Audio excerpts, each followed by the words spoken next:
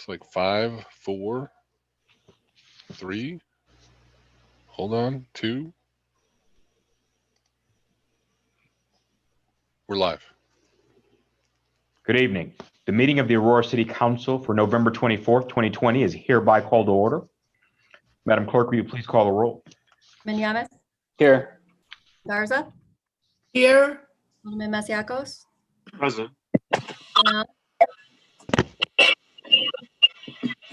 Alderman Donnell, Here. Alderman Franco, Here. Alderman Seville, Here. Alderman Hart Burns, Here. Alderman Smith, Here. Alderman Bug, Here. Alderman Melcher, Here. Alderman Jenkins, Here. Alderman O'Connor, Here. Mayor Irvin is present. On June 26, 2020, the Governor of Illinois issued a statewide disaster declaration related to public health concerns. As head of this body, I've determined that an in-person meeting or a meeting otherwise conducted in accordance with the Open Meetings Act is neither practical nor prudent because of the disaster. This meeting will be conducted by internet teleconference without the physical presence of a quorum. And prior to the commencement of this meeting, all members of this body were verified that they can see and hear one another. I further find that the physical presence of members of the public is not feasible at this meeting due to the disaster, and more specifically, the practical difficulties associated with accommodating the public in an accessible, hygienic location that allows for appropriate social distancing. Alternative arrangements have been made to allow the public to contemporaneously hear all discussions and roll call votes live on the city's official website, on Facebook, on YouTube, and via Zoom teleconference. Notice of these arrangements have been given in accordance with the Open Meetings Act. The public may address this body consistent with the rules previously adopted and recorded and as adapted by mayoral order. I, Mayor Richard Irvin, am physically present at our regular meeting location as defined by Resolution R 20-124. All votes shall be conducted by roll call, and a verbatim record of this meeting shall be made and maintained in accordance with the Open Meetings Act. Mr. Muhammad, can you introduce who will be giving our Pledge of Allegiance this evening? Yes, sir. Good evening, Mayor. Good evening, City Council. Leading our pledge this evening, someone we know exceptionally well, marking her final official City Council meeting. As of next Monday, November 30th, she retires after a stellar 13-and-a-half-year career as the Chief of Staff for the City of Aurora Alderman's Office, leading the pledge today. And we'll miss her, Sandy Strieber.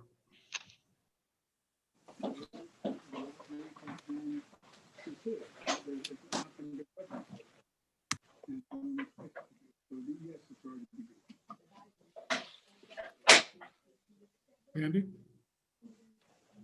I pledge allegiance to the flag of the United States of America and to the republic for which it stands, one nation, under God, indivisible, with liberty and justice for all. And leading our invocation this evening is 7th Ward Alderwoman Shakita Hart Burns. Thank you so much. God, you are good, and your mercy endureth forever. Father, you are good, even in this, all that we may be going through. But God, you're still good. We thank you, Lord, for all the doctor and nurses, my God.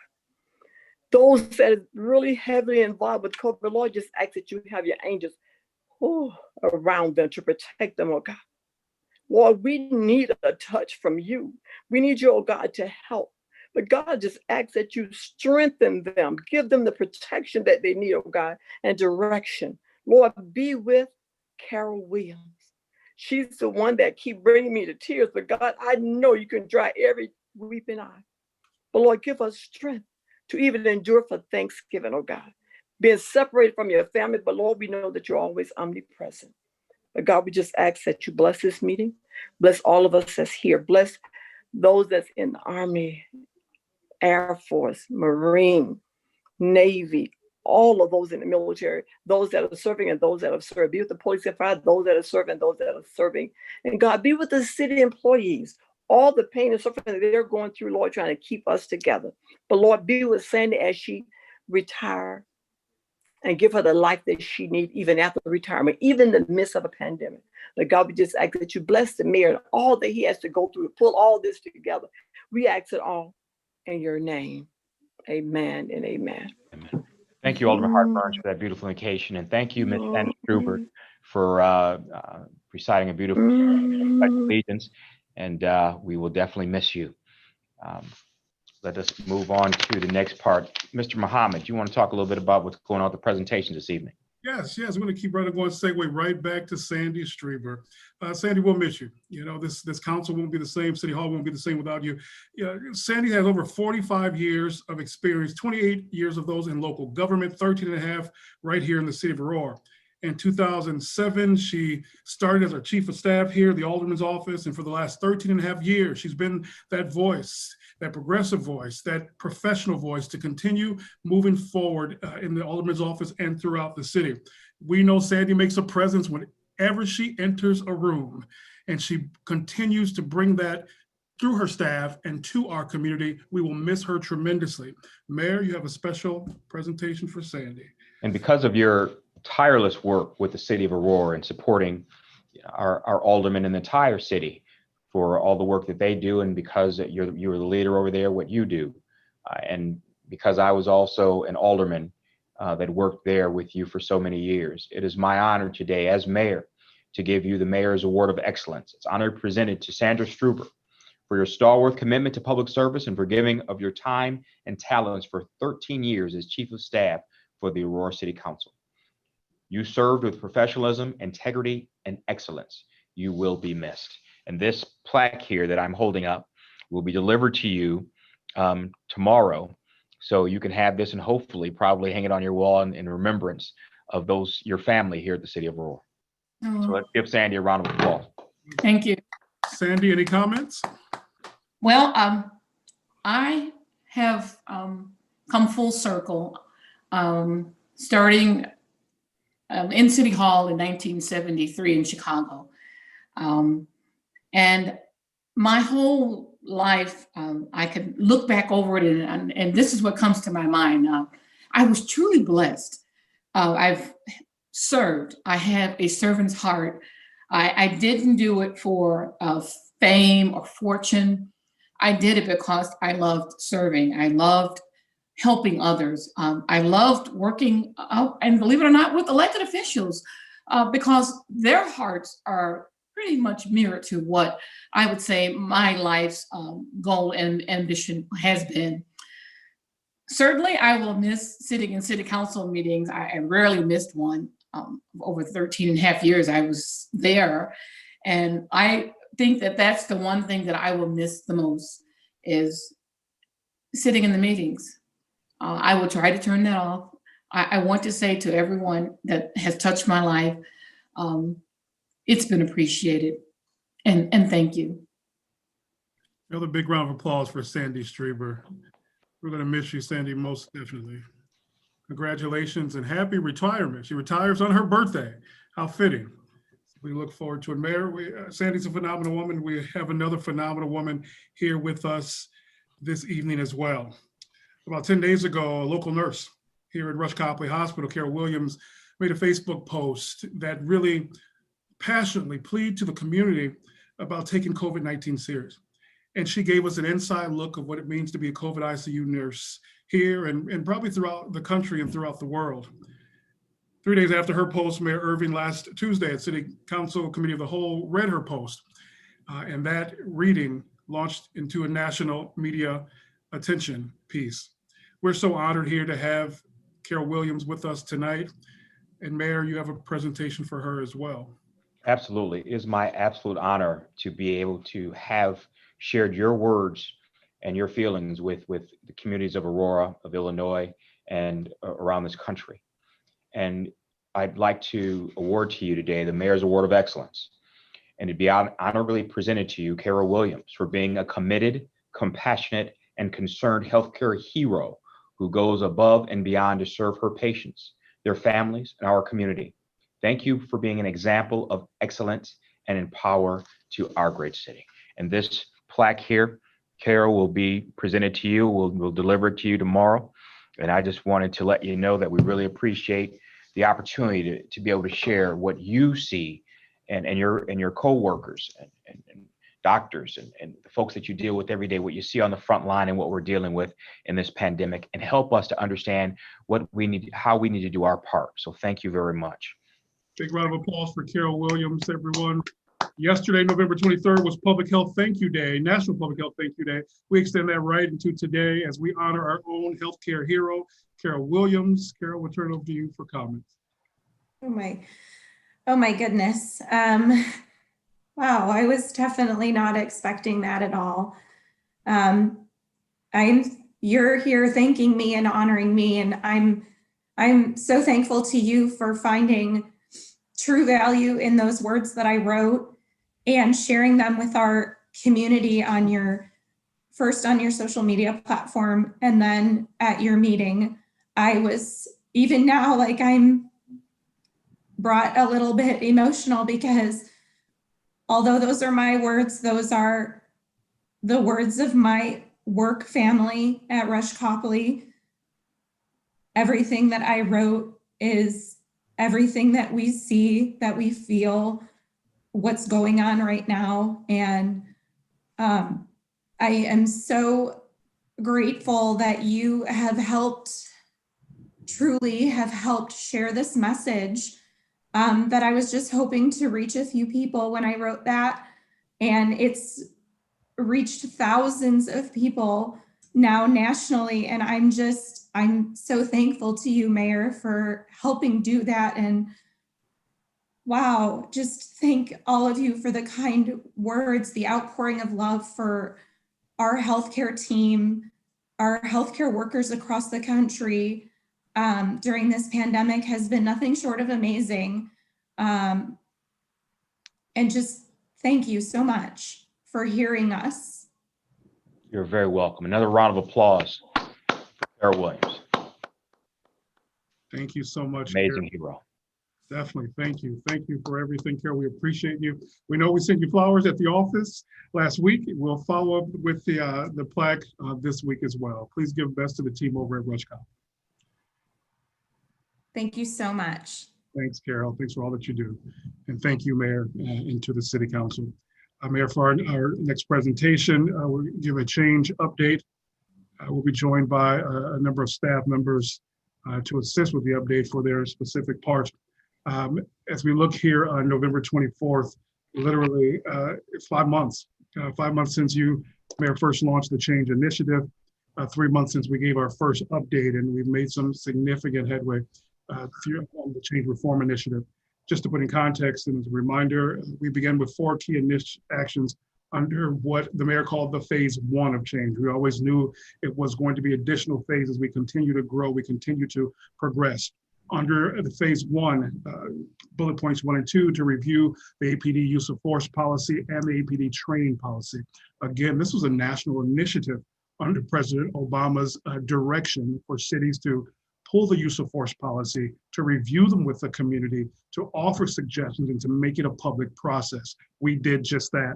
Not only did we do the use of force policy, we did the APD training policy as well. From there came 60 recommendations in which the APD has responded and begun to implement a number of those, everything available under the change website. Another part of the reform initiative was to conduct an audit for body cameras. That was the mayor's request 5 months ago. And we fast forward 5 months later, we're well into that process to begin a very significant phase of that approval process and finalization process in just a few days here, and we'll have Commander Dorsaf and Mr. Piggies to explain more. And then finally, Mayor, the 4th piece was to research the implementation of a civilian review board. We'll talk more about that tonight, but your initial focus of researching the implementation of a board brings it before the City Council tonight for approval. Well, I turn it over to Commander Mike Dorsaf now and Mr. Michael Piggies to share more about the body camera project.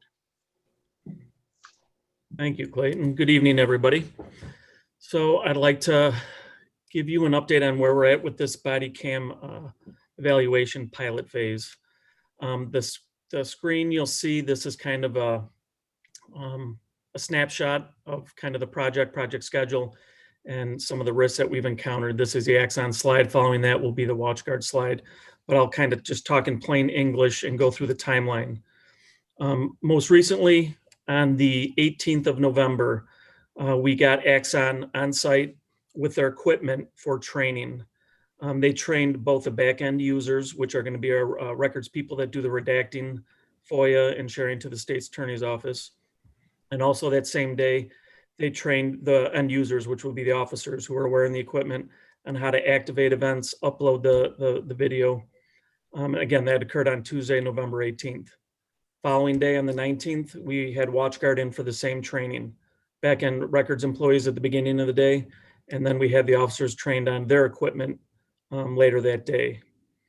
So additionally, other than the camera equipment that the officers are wearing and the back-end software for the redacting and sharing of the video and viewing of the video, there's some equipment that needed to be installed in the squad cars. Purpose of this equipment is to for both Axon and WatchGuard body cameras to activate on the same triggers that are used in the squad cameras currently. So when officers turn on their overhead lights, it will now activate this squad camera that's already out and deployed, but it will simultaneously activate their body camera. That's going to take a little bit of time to do some installations, and we ran into kind of the holidays, people on vacation down at Central Garage. So that equipment got to Central Garage on the 19th, and they kind of started looking at the installations on the 20th of November and started doing some preliminary installations of both the Axon and the WatchGuard, and they're installed a little bit different and they have different time frames. The Axon equipment, they're going to install first. It takes a little bit less time. They're doing 10 cars with that. Then WatchGuard will get installed in the next 10 cars. That takes a little bit longer installation time. Due to some of the manpower issues down there with vacations, it's not going to be, both Axon and WatchGuard won't be installed in these squads. And their target date is a week from this coming Monday, November 30th. That's tentative. That's what they're shooting for. As you can see, there's kind of some risks that we ran into on the project timeline. The project timeline originally for this pilot phase is November 9th to December 6th. If we get the equipment installed on November 30th, this Monday, officers could start wearing the equipment the following day on Tuesday, which is December 1st. That doesn't give us enough time. So we're already a little behind in this timeline. So we're about 2 weeks plus where we're a little bit off of the original timeline. So if we get it installed on the 30th, officers start wearing the equipment on the 1st. This pilot phase, the way we have it designed, is just 2 weeks of them wearing it in the field. 10 officers will be wearing Axon, 10 will be wearing WatchGuard for a week, and then they switch. So really, the 2 weeks, if you look at it, it's really only a week evaluation for each of these officers with each of these systems. That is not an industry standard. Minimum from what both Axon and WatchGuard are saying is 30 days. So we're really compressing this timeline. So if we continue with this 2 week compressed pilot phase, that would put us at December 15th, which would be the end of the 2 weeks. And then we have evaluation forms we've created that will go to the end users, both the officers and the records clerks that are working it on the back end, and they will evaluate and score the two vendors.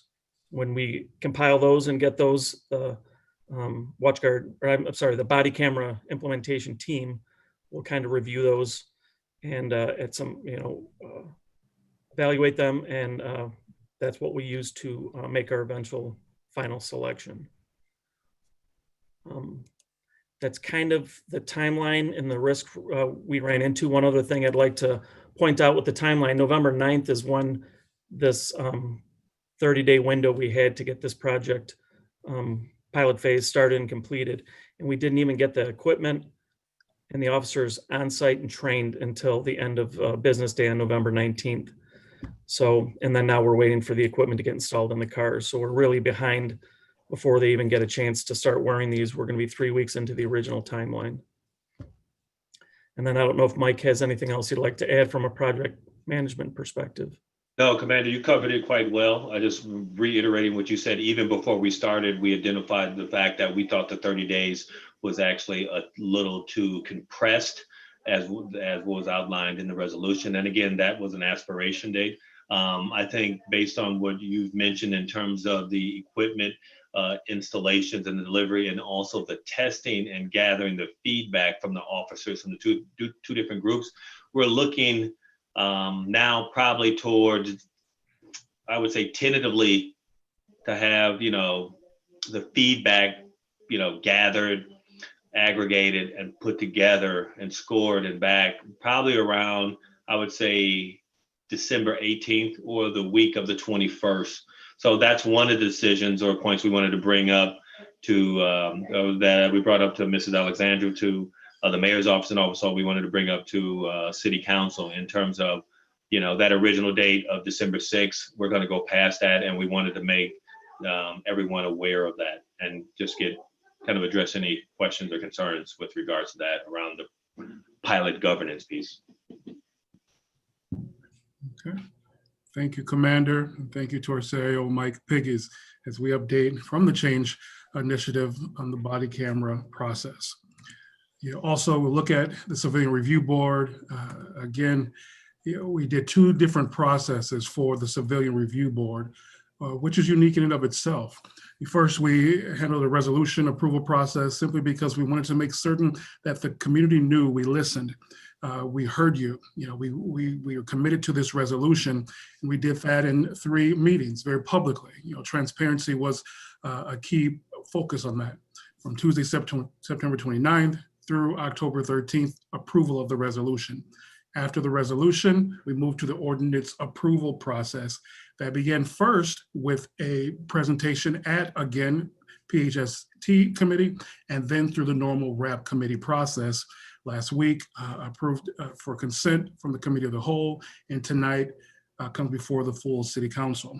7 opportunities, 7 public opportunities, 7 public transparent opportunities to talk about, to discuss the Civilian Review Board, to take feedback. Again, we thank all of those who did the work on the back end, those who weighed in from a community perspective and allowed us to shape the resolution, and more importantly, shape the ordinance that we brought before the city council, and that's up for approval this evening. I'll turn it over now to Mr. Alexandru as we kind of put it back in context to look at where we go from here. So, thank you, Clayton. Can everyone see me okay? So we wanted to hit on a few points regarding the Civilian Review Board as we are poised this evening to consider its passage. First and foremost, this kind of process and the outcome and the recommendations contained both within the proposed ordinance and the attachments, especially the infographic that you've seen that describes the process as it is now and the process going forward, really truly fulfills an important change commitment. This will help the entire community have confidence in Aurora's ability to ensure the integrity of APD process, not only process to discipline, where we could in a transparent yet fully informed way vet out any bad actors, make corrective actions as needed. And so based on where we're at today versus where we will be with a Civilian Review Board, we will be instilling community confidence in APD, and with, again, the ability to course correct as we go forward. But that's not the only element that we have built into the ordinance. That's not the only role. It's certainly a very critical, necessary role from listening to the community and in all the discussions that we've had, both as a community in all the opportunities, but also the public sessions Clayton talked about, as well as the internal team that worked on this. That was a consistent theme. So this is also clearly this kind of independent involvement. I apologize. Can you see me now? Yep. Thank you. So this clearly this independent involvement by our community members who will be on the Civilian Review Board is really a tremendous advancement. It's cutting edge, it's collaborative, and we believe it's, as I said last meeting, it's a compilation of the best practices from the research we did and the discussions we had with other successful and impactful CRBs in other diverse communities like Aurora.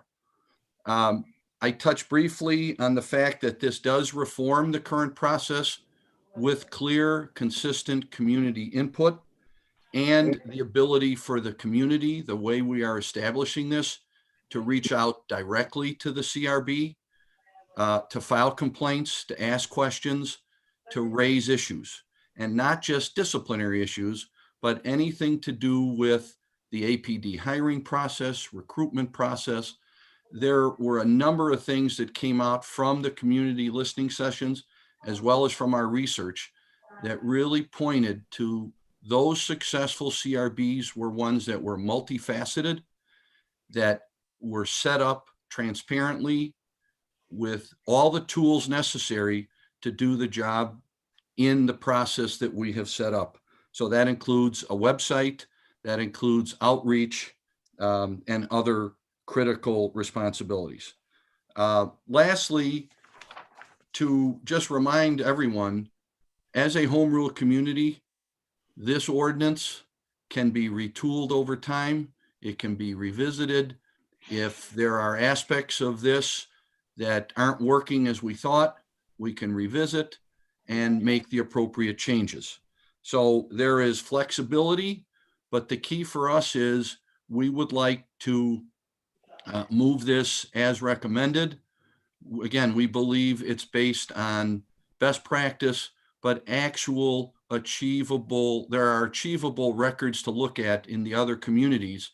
And we also have made some advancements to it.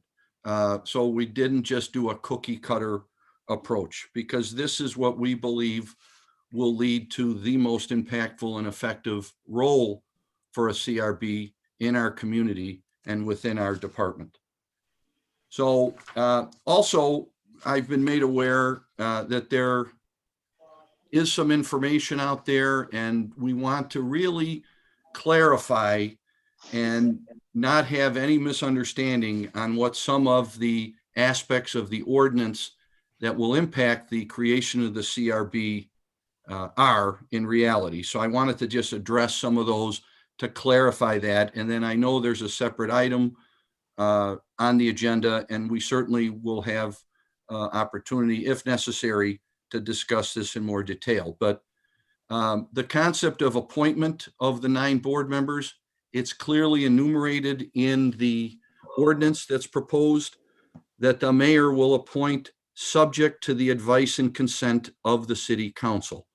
So if you recall, we are setting this up in Article 2 of our city code in the boards and commissions section. So we are making this CRB the equal of all of our other significant boards and commissions. And so as in those, this is not solely the mayor's appointment only. It's mayor's appointment with the advice and consent by the city council.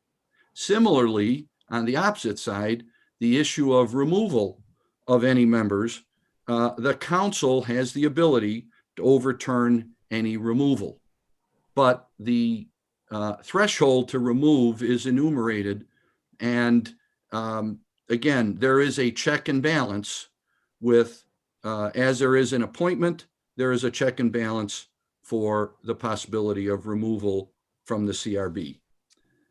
There also was raised a concern of membership eligibility, specifically persons formerly incarcerated. The restrictions contained in the ordinance are limited to certain crimes. The limitation is designed to limit bias on the part of a member on the Civilian Review Board. Similarly, I think there was a concern about the role of a liaison assigned by the chief to the board, that the liaison would draft written findings and recommendations of the board. This is in fact a clerical staffer assignment, no different than other boards and commissions established by the city where we have liaisons from staff. We sometimes have clerical staffers who are assigned to capture the minutes, capture any rulings, and help the other boards and commissions process their business at hand. And so there is no question the decision or whatever is given to the staffer will belong solely to the CRB based on their independent deliberation. So neither the liaison, whether he's sworn or clerical, will have influence or the ability to impact the CRB's independent deliberation or decision-making. We also are looking, I mentioned other roles for the CRB, and one of the other critical roles, we want feedback and we are encouraging members to provide recommendations so that underrepresented persons may be recruited as APD officers. That came out loud and clear through the change initiative that our police department, our fire department, our city government as a whole needs to look more like our community. And so the CRB will take a very important role in assisting and informing APD on the process of recruitment, specifically geared towards those underrepresented persons in our community. So we're very enthusiastic about that role that the CRB will play. In addition, to that end, the review board will also engage the public in programming and opportunities in relation to APD. One of the goals of the ordinance has been from the beginning to have an informed civilian board bring matters related to the police, good or bad. And the reason for that is we again heard the public loud and clear, and we share in the need to basically bring the police department into the sunshine, whether it's the disciplinary process or any of the other recruitment or other issues that may be raised. We have learned throughout this process that the police are not necessarily the enemy.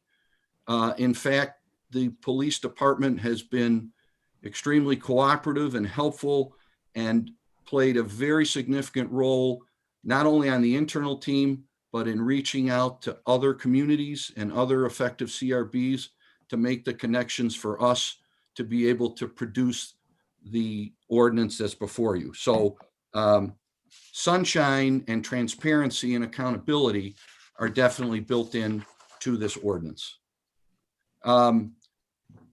Two more items. The issue of no allowance for criminal law attorneys to be members. Somehow that is seen as some kind of unfair or unacceptable limitation. On the contrary, this was discussed at length during many of the reviews, and we looked at what other CRBs have done as well. But really, we are looking to the members of the community who are going to step forward and ask to be on the CRB to use their independence and their intelligence to make assessments of the facts and evidence that come to them independent of any of the other steps before on a complaint. And so to say that we somehow need a certain type of attorney, otherwise it will impugn the independence or integrity of the members, frankly, is an insult to their intelligence and their independence. And I know we have community members who will step up and be terrific, independent and intelligent members of this board. The other concern with criminal attorneys is by nature, they are oppositional and they may obtain sensitive information about police officers who they may be cross-examining in the near future.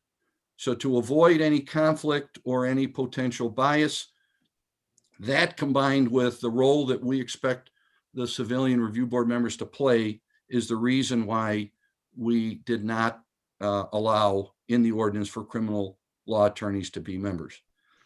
Lastly, I'm not sure what this means, but it was passed to me that the board can only initiate further inquiries with a recommendation from the liaison.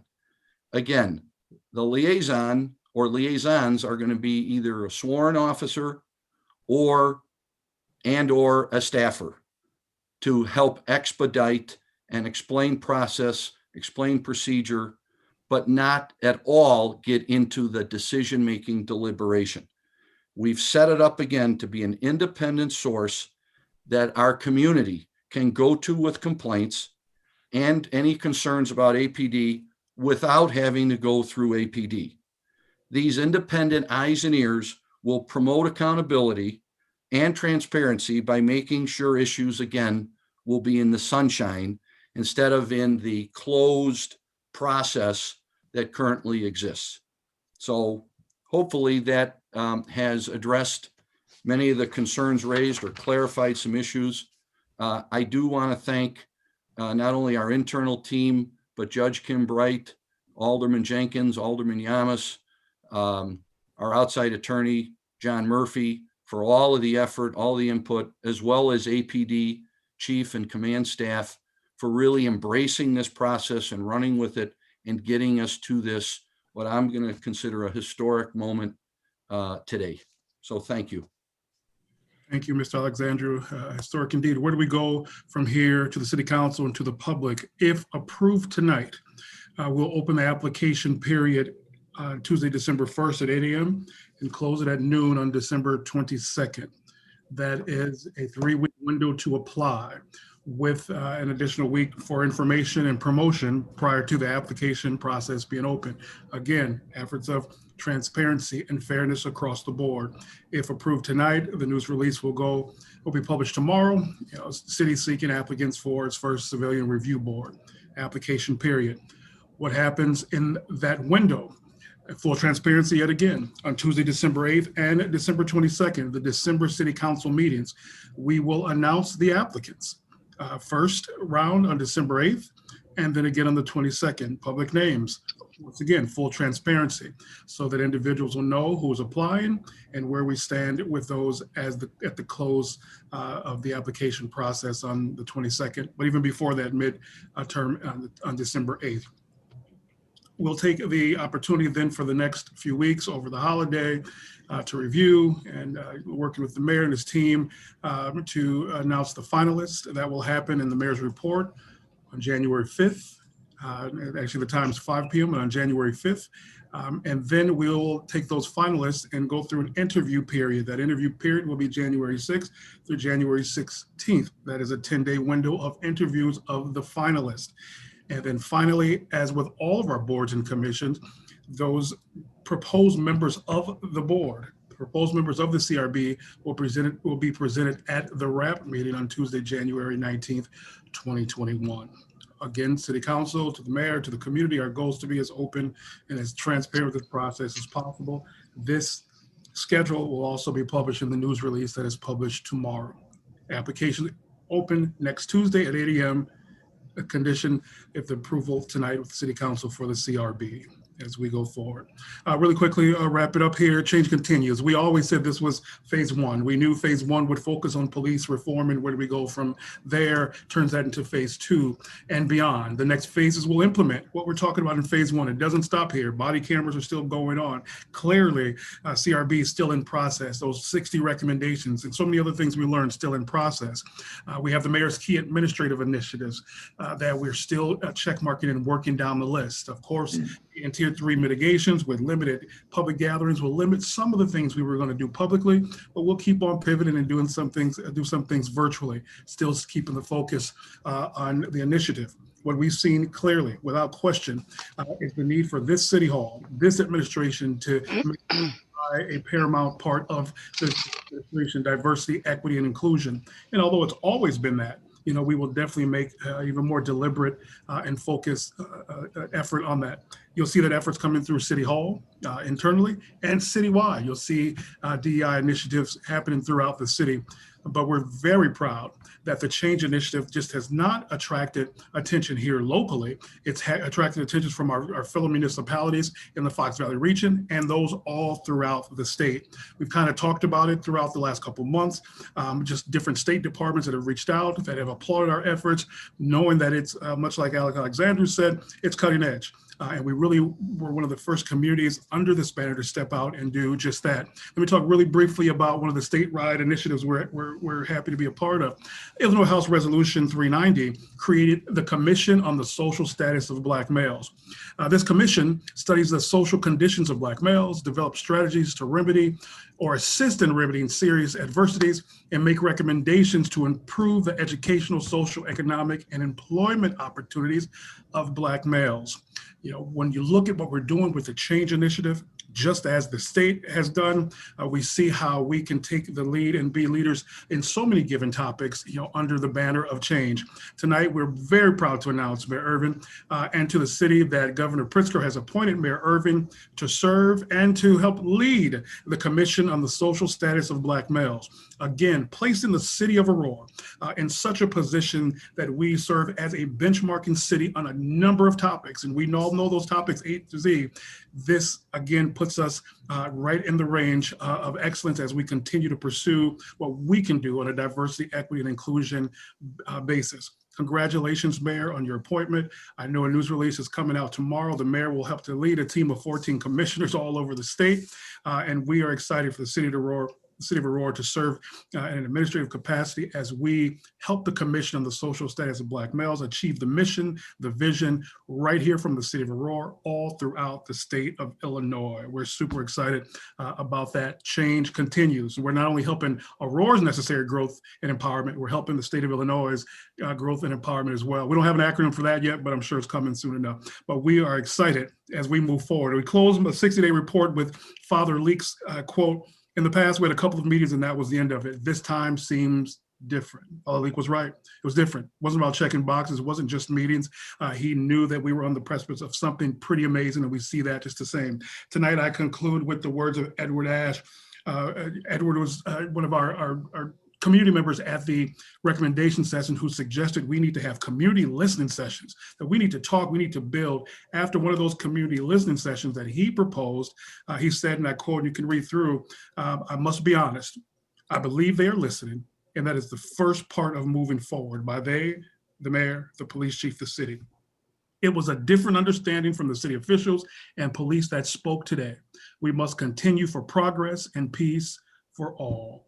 Blessings. As we go into the Thanksgiving week, we see clearly that, you know, we focus on gratitude and peace, and certainly under the change banner, progress and peace certainly has to continue to be a focus and a mission. That's why phase one continues, and we move into future phases as well. And Mayor, that concludes our report. Thank you, kind sir. Any questions on the presentation? Let me go back to the presentation as presented by Mr. Muhammad. Yes, Mr. Mayor. Alderman Jenkins. Yeah, with regards to the application, will people be able to go to the our city website and fill out the application and submit it electronically? Yes, sir. It will be an electronic application, getting open December 1st, provided it's approved tonight, right off the Change website. It's going to be two places. One on the traditional Change website, /change, also on the boards and commission site. Click right there and apply right there online. Okay, thank you. Alderman Smith. Yes, I have a question. So what is the process that we're using to alert potential applicants of what's going to be expected of them, the training and their commitment? When we launched the Change website, I think that's a great question, Alderwoman.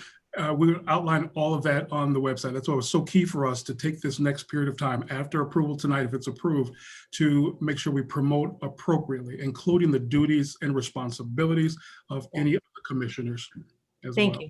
Alderman Lofty. Yeah,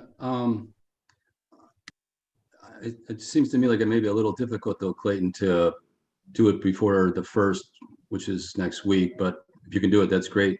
But I have a question, I guess, to Alex, and I do appreciate all the work everyone's done on this. I got a lot of emails about the makeup of the 9-member board, how it should more be like some of the other cities, which I can't seem to find. It wasn't posted in Legistar tonight, but I know it was earlier when we started talking about how some of the cities have like we have the Aurora Hispanic Heritage Board, Advisory Board. We have the African American Heritage Advisory Board. Out of those 9 members, many of those would automatically be the head of that board or someone designated by that board. So I think it was Oak Park or Evanston had that. But that's feedback I'm getting. And I think that would be good to have automatically, some diversity inclusion positions already appointed, much like the library board used to have. Well, we did take that into consideration. However, we thought to be fully transparent and provide an opportunity to all without any predetermined seats, if you will.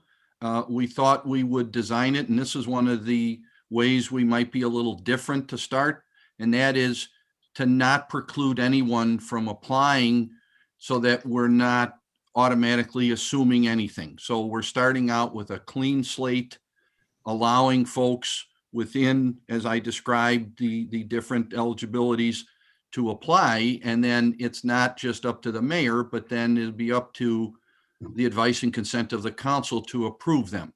So we want 9 independent community members. We have already had a tremendous outreach of folks already inquiring.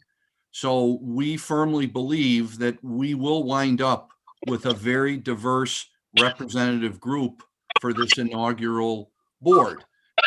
Then once, as I mentioned several times, once this goes on, we have the ability to tweak, to change, to course correct as things go forward. So to your question, Alderman Lofty, we did see that in some places, but we felt, given the community input and our diversity across the board, we're very comfortable that we will attract a very inclusive, diverse group of board members to bring to you for your approval. Alderman Franco. Yeah, I have a question. Who will be reviewing the applicants prior to them coming to the city council for approval? Well, it's going to take the same process that happens when we staff or need to consider anybody for any of the other boards and commissions. So it will be primarily the mayor's office vetting. We're also going to take probably a cross section. I think we're still working out the final details, Clayton, but I believe there will be a cross section from within the committee that helped craft this, so that we get another set of eyes and ears to it. And before, and then ultimately it'll be the mayor's call with input from staff to then bring candidates forward for your advice and consent. And there would be those other eyes. Thank you again to Alderman Yamas, Alderman Jenkins for serving on that, to continue to assist in the process. Alderman Seville. Yes, thank you, Mayor. I too want to thank both Alex and Clayton for their good presentation. Very explanatory. One of the questions that I have with regard to the appointment process, I did receive a couple of inquiries from people over the weekend with regard to their concern on the mayor's capacity to appoint. My question is, how do other communities appoint? And is there another way that we're not really familiar with? I mean, what we know historically is the mayor appoints in the city with the advice and city consent of the city council. Is there another mechanism that we don't know about that other communities have done to give us an example?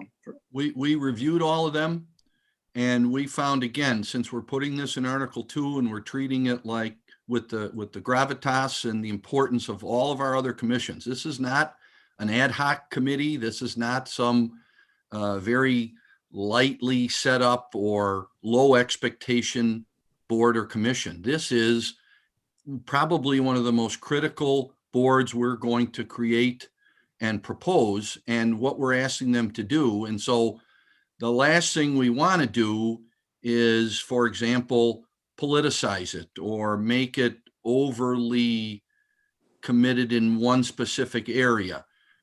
We, again, went through and looked at best practices. We talked to these other communities, we met with them, and we believe, crafted through our committee a tremendous jumping off point to start. Again, is every widget produced perfect? Not all the time, but we're fortunate in that this is not a one-time and done, never to be revisited situation. So we will monitor, we will make sure that the board is fulfilling its obligations as set out in this ordinance. And we have the ability, you have the ability, the community has the ability to provide input, and if necessary, seek correction or change. I mean, this was born out of the change initiative. Change doesn't stop. And I think we've all committed, we have an outstanding police department. There's no question about that. We want to keep it at that high level. So that's why we've put this board together purposefully to give them the best training, the best information, the best technology, so that the public can feel confident as they begin operations. They're a respite for complaints confidentially, without any bias, without any concern about anything getting swept out of the rug or falling through the cracks. This is why we purposely set this up that way. And the city will support with resources, their website, and all the other outreach. Let's not forget, we have all committed to increasing our recruitment efforts. Historically Black colleges, school fairs, starting out at younger ages. We want to make Aurora a destination for all who want to work as a police officer or a fireman, and especially trying to improve our underrepresentation and help our departments look more like our community. There's great value in that. And Alderman Seville, to your point on process, what we doing in this one is adding that layer of publicly announcing those who've applied. We've not done that for other boards. This is a public process. So people from the community and all aldermen will be able to see on December 8th and the 22nd, the entire list of those who applied. And of course, we can do with that as you will, whether it's lobbying the mayor, calling city council members, at least the public knows who applied. Again, that has not happened in other boards or commissions, at least in my years here. Okay. And then secondly, Mayor, if I may follow up, I received a inquiry from a constituent. He had reminded me that when his wife had participated in joining the Citizens Police Academy, that she was required to go over to have a background check. Was anything like that considered in the membership of this as well? Yes. For the process. Yes. And before I go on to ask a question, Alderman Bug, I think you're having some speaker issues speaking. Can you just go on mute for a minute, and we'll figure out what your issues are in a second. I think IT is working on that. Alderman Donnell. Thank you, Mayor. I too received a number of inquiries today. I did have an opportunity to speak to one of the constituents, and then I actually forwarded that information on to Alex. And I want to thank Alex for a wonderful job you've done this evening, trying to address those specific concerns that I got today. This is a historic and very important thing that we're doing here. What I also appreciate, and I want everyone else to appreciate, is that while we think we have a good program here, we are a home rural community, and we can make changes to this in the future if we find something that's not working up to standard. So thank you for your presentation. Alex, I know you had a lot of help from other staff. Also want to thank Alderman Jenkins and Alderman Yamas for sitting in and help put this together for us. Mr. Mayor, can I add one thing that I think is germane? I want to also stress, in the ordinance, we have geographic diversity, and we believe the geographic spread, and this is one of the more innovative things we came up with as a team, that will help promote diversity. In other words, west of the river, east of the river. And so we believe, again, that is going to help with the diversity and the representation the way it's been designed. Thank you. All right. Well, we will pick this up again when we come up on that item to vote on throughout the agenda. But let's go on to public comment. Madam Clerk, do we have any members of the public wishing to offer public comment? Yes, Mr. Mayor. Will you read the rules for public comment, please, ma'am? Pursuant to the Open Meetings Act, all persons shall be permitted an opportunity to address public officials under the rules established and recorded by the council. Under our rules, any person may address the city council for up to 3 minutes with a maximum of 30 minutes allotted for all public comment. No person other than the timekeeper or the chair, for the purpose of maintaining order, may interrupt a person recognized for public comment during his or her comments. Members of the city council shall not engage with nor respond to a speaker during the time set aside for public comment. Staff is directed to follow up with members of the public with respect to any concerns raised during public comment within the scope of the city's authority following the adjournment of this meeting. Madam Clerk, before you call the first name, let me state that there's a total of 30 minutes, 30 set up for public comment. We currently have 11 people signed up for public comment. That would take it to 33 minutes, which is over the 30-minute limit by ordinance. So I would ask that all speakers, if you don't need to take your full 3 minutes, to give consideration to your fellow speakers this evening so we can get everybody in. Madam Clerk, will you call the first speaker? Mr. John Leish. Mr. Lesh, can you hear my voice? John Lesh. Hi, this is John Lesh. All right, sir, you Can have you hear 3 me? minutes. Yes, you do. You have 3 minutes starting now. I read the Civilian Review Board ordinance, and I'm here to ask the council to table this item, send it back to committee, and draft a stronger ordinance with true independent oversight. The ordinance falls short of addressing two primary goals. One goal is rebuilding trust between the community and police. The other goal is providing independent taxpayer oversight. Aurora has a number of excellent policemen and policewomen, but if one person abuses that power, the taxpayers are on the hook for lawsuits affiliated with that abuse of power. In the same way that laws against drunk driving have significantly reduced the number of DUIs, this board could prevent police abuse of power and save taxpayers money. So I support the effort to have it. And I do like that the board is also tasked with providing direction on how to improve relations between police and public. I think there's still so much work that needs to be done in this department. But here are some concrete suggestions to make the board stronger. One, I think we need to change the name from Civilian Review Board to Independent Oversight Board. Number two, to be effective, this board needs to be independent of elected officials, the police department, and union influence. The board should be able to hire their own attorney, investigator, and HR consultant. The board and their investigator should have subpoena power to obtain unredacted documents, interviews, videos, official reports, and have the ability to interview witnesses independently of the information provided by the APD. Third, the board needs to be able to budget to pay for their investigators and to provide a stipend for those who serve on the board. I believe that Section 2-826, Item A, needs to be amended to give power to the board to hire their own attorney and investigator. That budget can be created with existing funds that currently pay for an internal review. This should come with no cost to the taxpayers, but simply reappropriate resources from internal review to independent review. I agree strongly that we need to protect the identity of our employees from the public, and the board members need to maintain full confidentiality of all personnel matters. Fourth, you've talked a lot about composition, and I do believe that the board would be stronger if it included someone from our community who has experienced police brutality, and possibly even an inactive retired police officer. Finally, we need to do more to make sure that this recommendations by the board are upheld, not ignored. And I understand that a board needs to adhere to guidelines of employment law and union contract. But this ordinance gives the board power to make recommendations, but their decisions are not binding. And I want to close on this note. In the Beacon News, the APD spokesperson, Paris Lubell, said that the board would be, quote, the final step in the discipline process. But this is not true. According to the ordinance, the police chief holds the final decision in the discipline process, not the board. And when the APD spokesperson is putting this information out there, how do we build trust with the community? Your 3 minutes have concluded. Yep. Clerk, will you call the next speaker? Mr. Edward Ash. Mr. Ash, can you hear my voice? Mr. Ash, can you hear my voice? Yes, I can hear you. You have 3 minutes. Okay. Yes, I can hear you. First of all, I hear a lot of talk about the ability to change. First of all, we need to get this right the first time and not rely on changing and hurting people in the long run and thinking that we can make it up later on. First of all, I want to tell you all what we want and make it clear. We want lawyers. We want independent lawyers picked by the people on the board.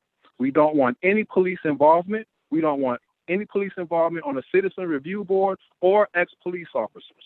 The same way why they don't want ex-felons and people with certain offenses to be on the board also. Also, we should be able to hold people who are part of that accountable, like state's attorneys and people who are following up on the paperwork also. Also, we need compensation for the board for people who are on it. Now I'm just going to read a little message from the people of the community. At the onset, there were several individuals and organizations that voiced the need for a citizen review board. This review board should not be led by, organized, staffed, or influenced by local government. The purpose is for the citizens to take their power back to the community. Police the police, hold local officials, and the state's attorney's office must be held accountable for their actions or lack of actions when it comes to the review, arrest reports, and core practices by the police. The wealth, growth, progress, the culture of policing, and quality of life for citizens of Aurora are serious matters which requires the people to get involved and make change, not be given false hope and a pacifier, which is what the current proposal suggests.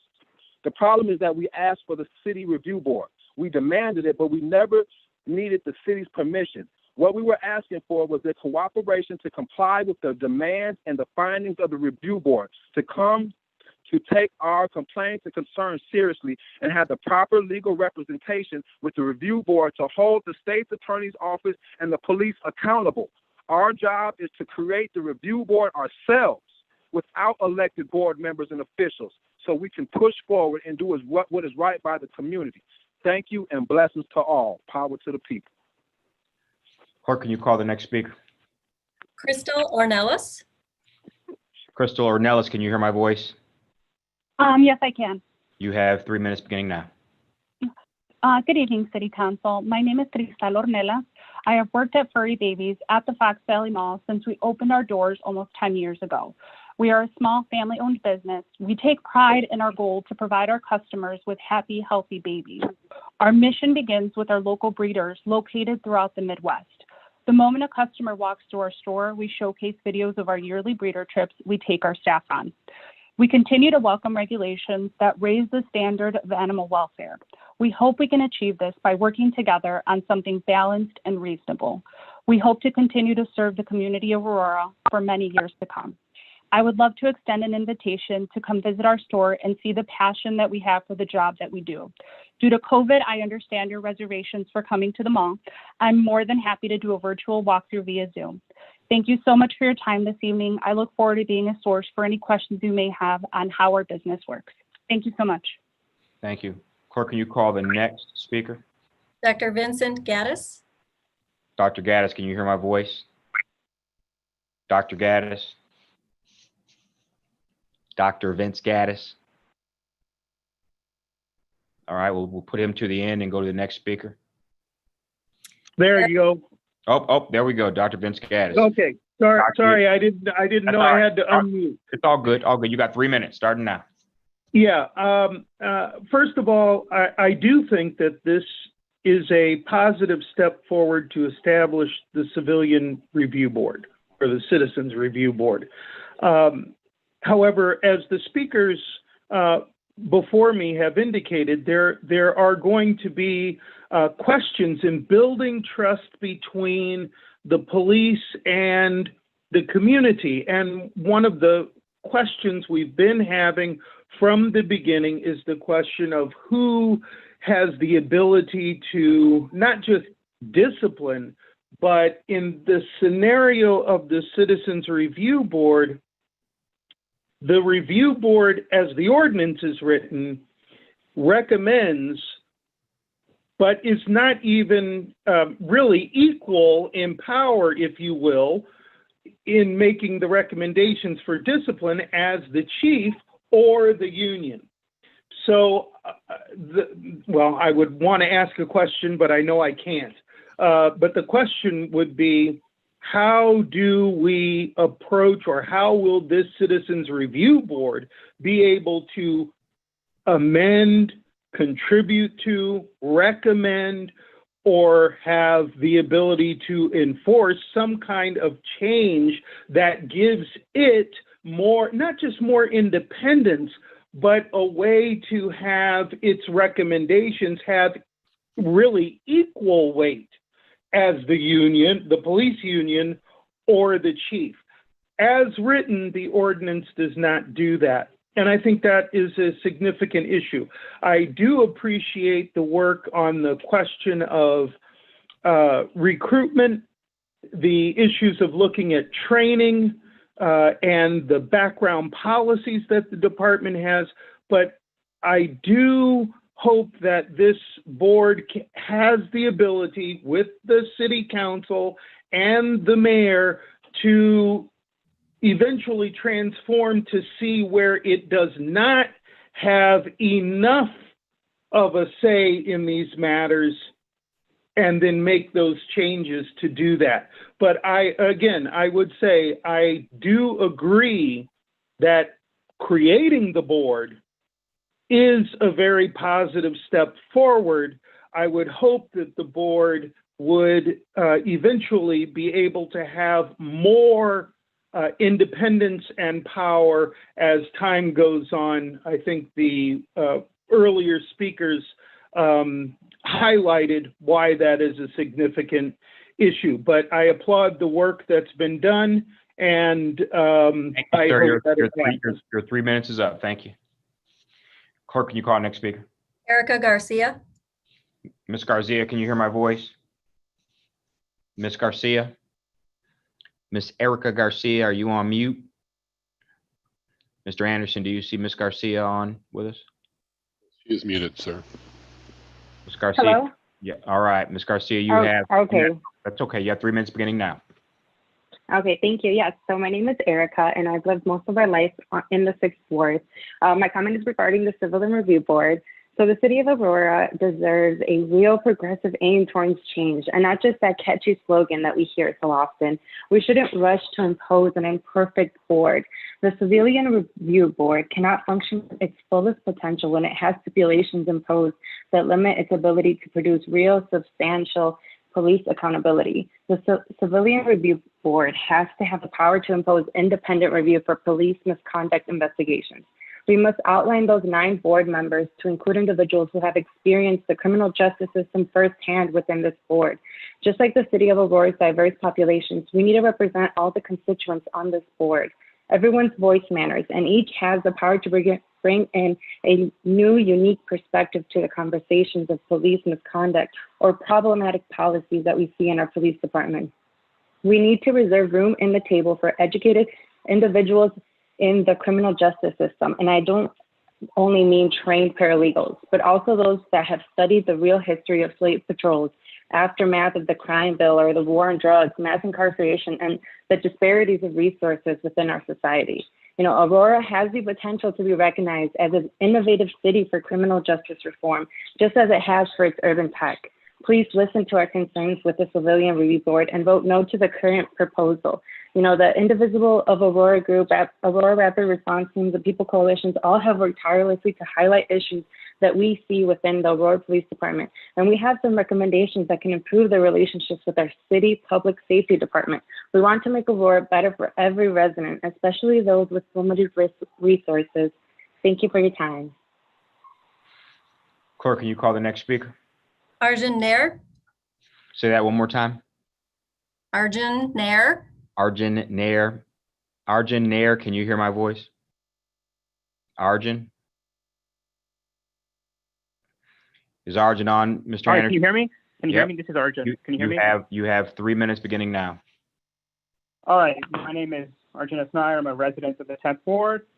And I first of all like to say that I respect that we are even having a discussion of a Civilian Review Board. I know many police departments, many city councils aren't willing to even have the discussion. But I think that at least where it stands right now, it's a little bit of a toothless board right now. This board should serve to be holding the police accountable. And now when I look and see that they will help work with APD to help with the recruitment of people of color, as an Indian man, I can understand that. But this job of the CRB is to be holding them accountable, not serve as their marketing department for POC outreach. As Cornell, furthermore, even if with diversity on the board or in the police department. Cornell West once said that, well, black faces in higher places don't always actually help the people. We have to look and see who's actually going to work and serve the purpose of the Civilian Review Board. Furthermore, I heard earlier was remarks that the reason for not having incarcerated people on the board is that it's for some allegation of bias. Well, everybody has their biases. Incarcerated, and nobody, yeah, sure. And it's an unfair burden to exclude, and I believe that it is an unfair burden to exclude them from the board. Thank you for your time. I hope you're all staying safe and healthy during this, and hope you have a happy Thanksgiving. Thank you. Clerk, can you call the next speaker? Andrew Tripp. Andrew Tripp, can you hear my voice? Yes, sir. Tripp. All right, you have 3 minutes, beginning now. Thank you. Well, I am speaking here on behalf of a bunch of frustrated citizens, frustrated in the fact of politics and the way that politics plays a role in humanity. I heard a bunch of comments earlier from the people that designed this board. It sounded like patting themselves on the back, being so proud of something that they thought was achievable. Well, when you aim for low bars, you can definitely achieve it. This is not nearly enough, and it's a true shame if this goes forward today. You guys need to delay this and wait till there is something that makes more sense for the community. You need to go back to the drawing board and rehash this, because what you have going on right now,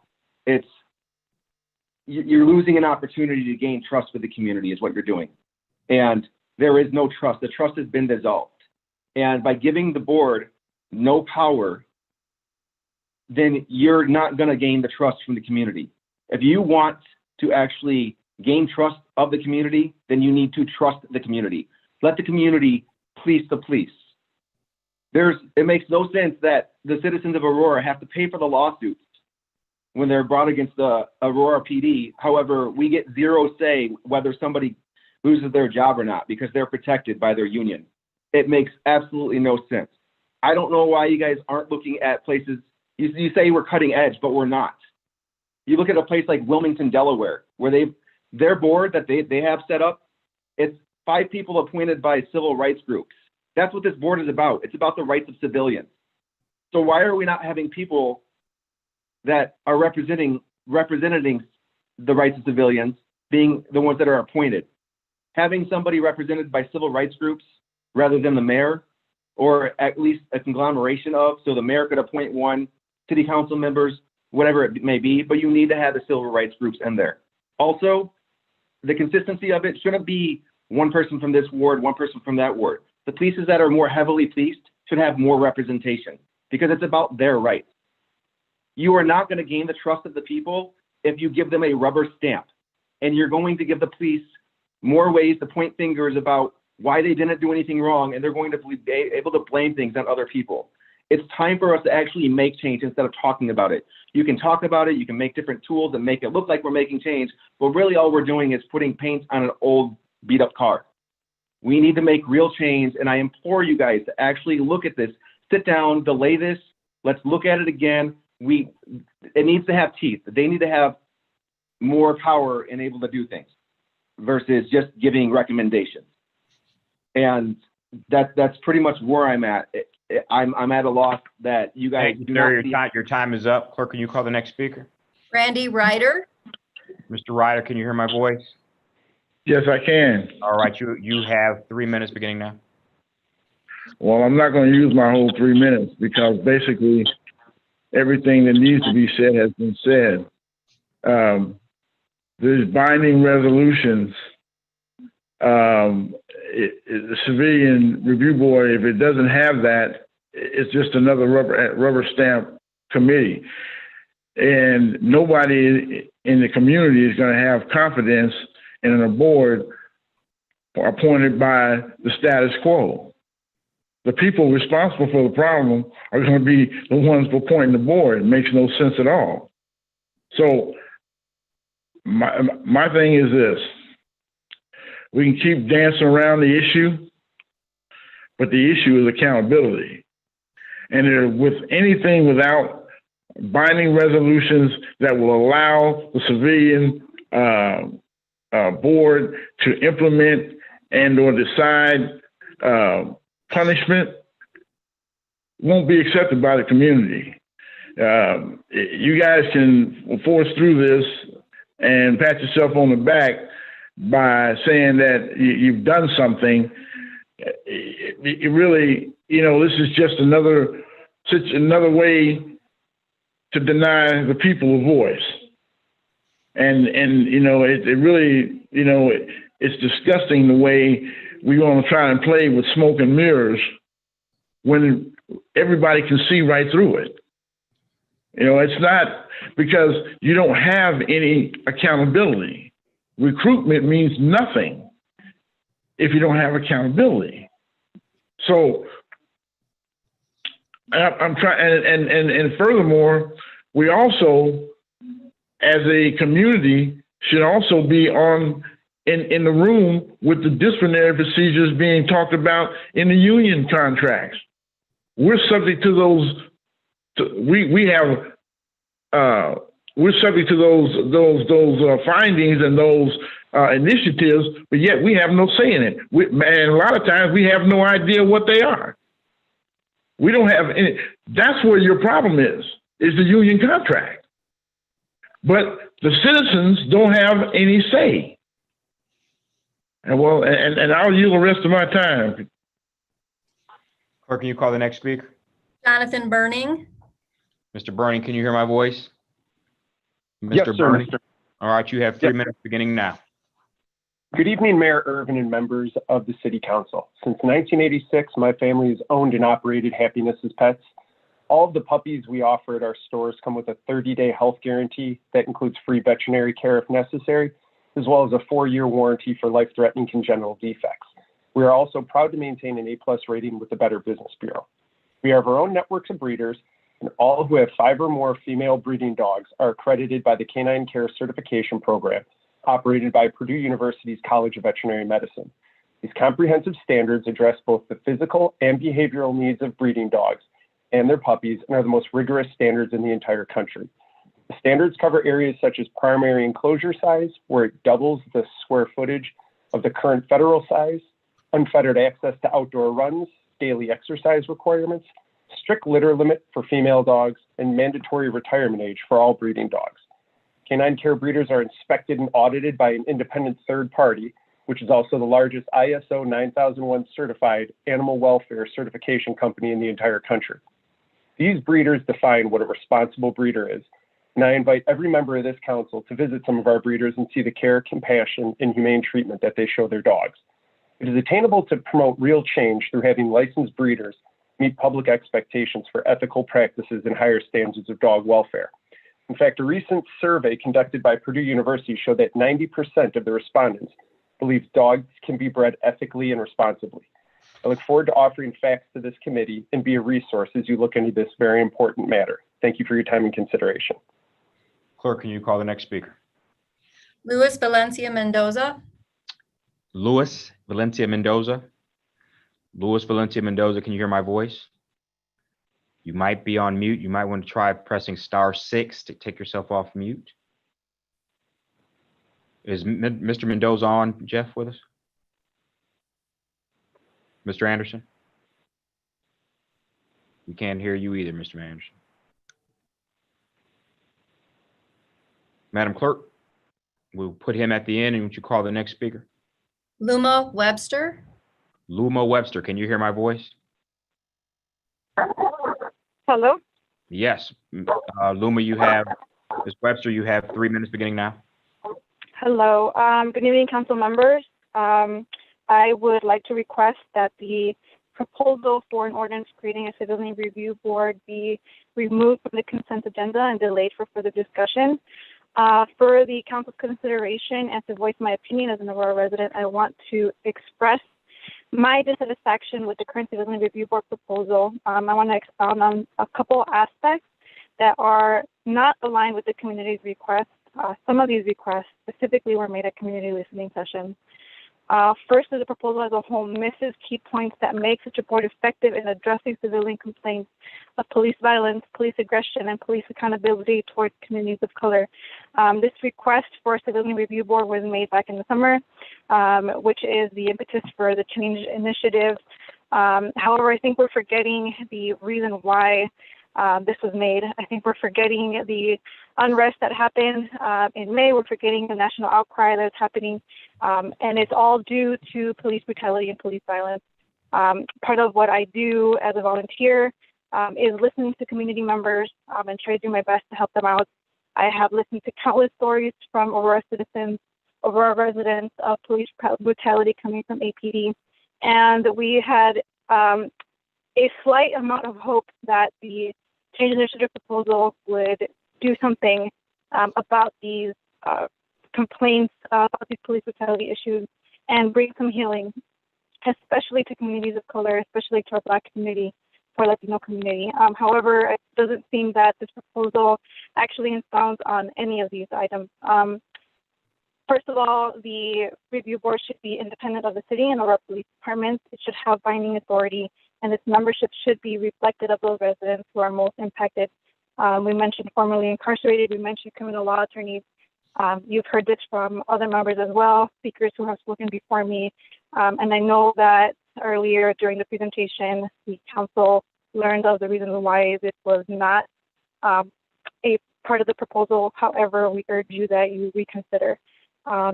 Mostly, I just want to say that I'm thankful that the council and the aldermen were able to bring forth some of the requests that were emailed to them this morning, and that they brought this to consideration to the council and to the membership viewing as a whole, to the residents that are listening.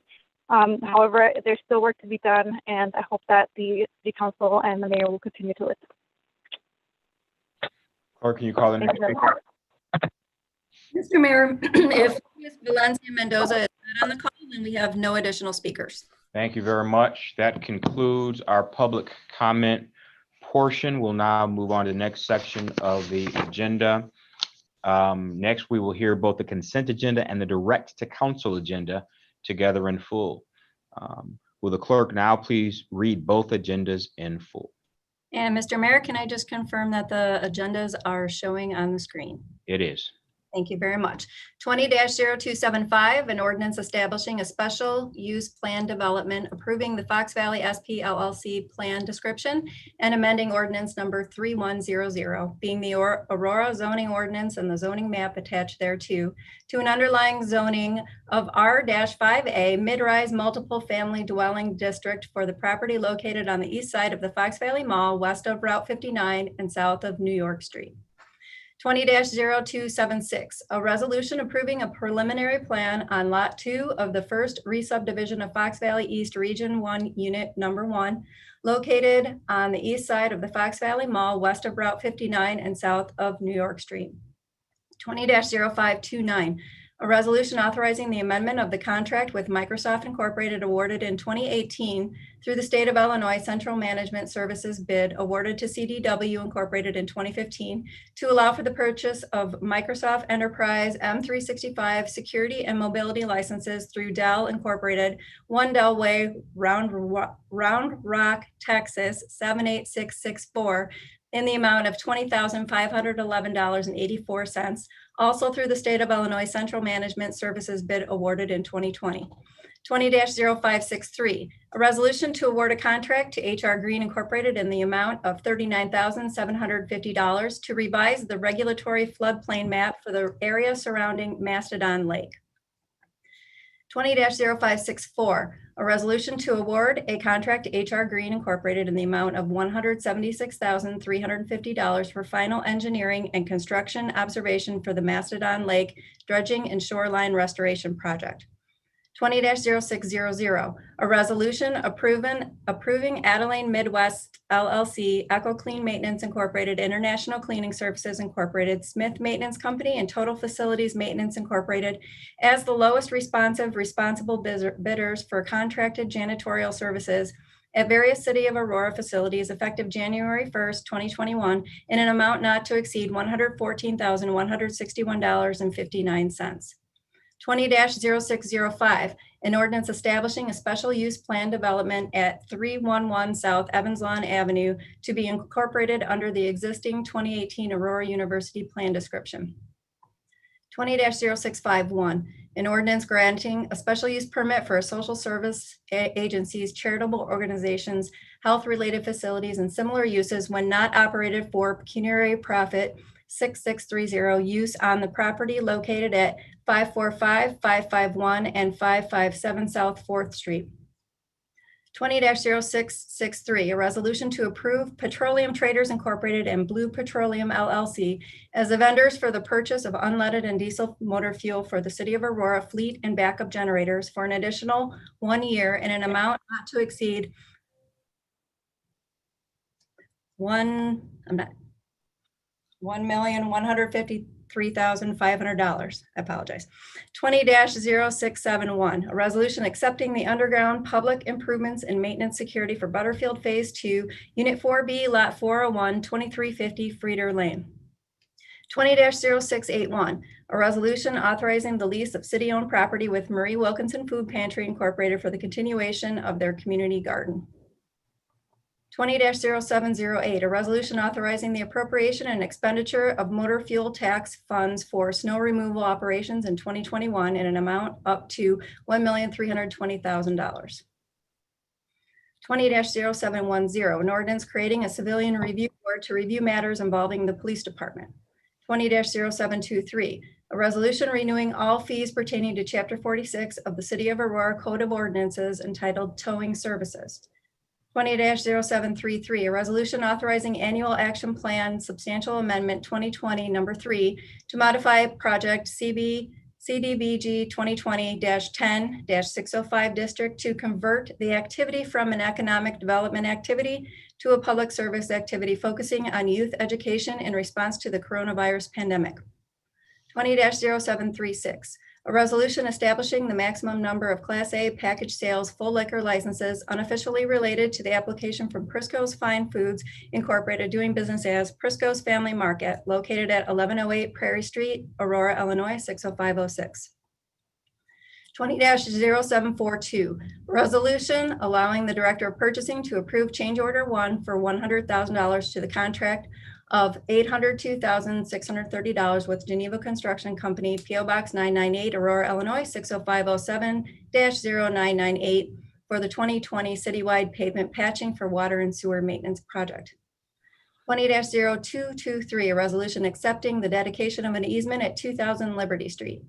20-0224, a resolution accepting the dedication of an easement at 1952 Liberty Street.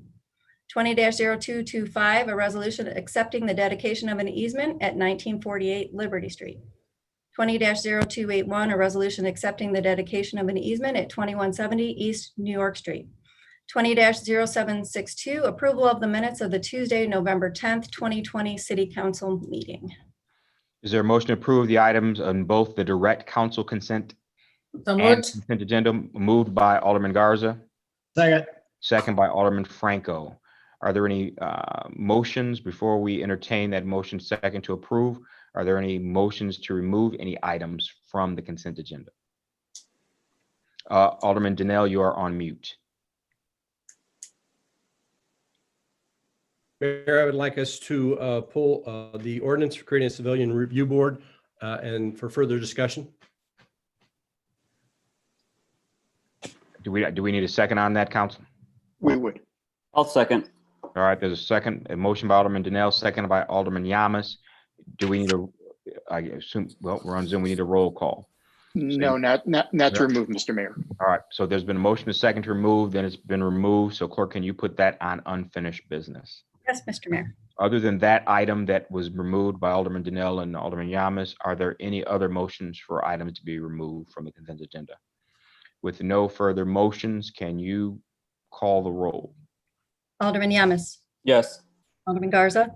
Yes. Alderman Masiacos. Yes. Alderman Donnell. Yes. Alderman Franco. Yes. Alderman Seville. Yes. Alderman Hart Burns. Yes. Alderman Smith. Yes. Alderman Bug. Yes. Alderman Lofshay. Yes. Alderman Jenkins. Yes. Alderman O'Connor. Yes. 12 A's. Motion carries. Consent agenda and direct to consent agenda are both approved, less the item that was removed and will be placed on unfinished business. Clerk, can you now read the first item under unfinished business? 20-0724, resolution to authorize agreements with CY LLC doing business as 180 Engineering, GovTemps USA LLC, Strieber Services LLC, and Nexus Employment Solution Plus Incorporated to provide staffing for temporary and contracted positions. So moved. There's been a motion by Alderman Garza, second by Alderman O'Connor, was it? Yes. All right. Questions or discussion? Questions or discussion? Alderman Yamas. I guess I should explain why this is an unfinished. It was originally going to be on consent, but I requested to take it off just because I'm opposed to the idea of using temp agencies to fill city positions here for permanent positions that could go to rural residents. So that's the reason I'll be voting no. And Alderman, before we go on and take the vote, Alderman Yamas, you explained that the reason that we're doing the temp and contract positions because of our budget constraints, and we're having a freeze on our hiring, but that does not prevent anyone in those positions from being local.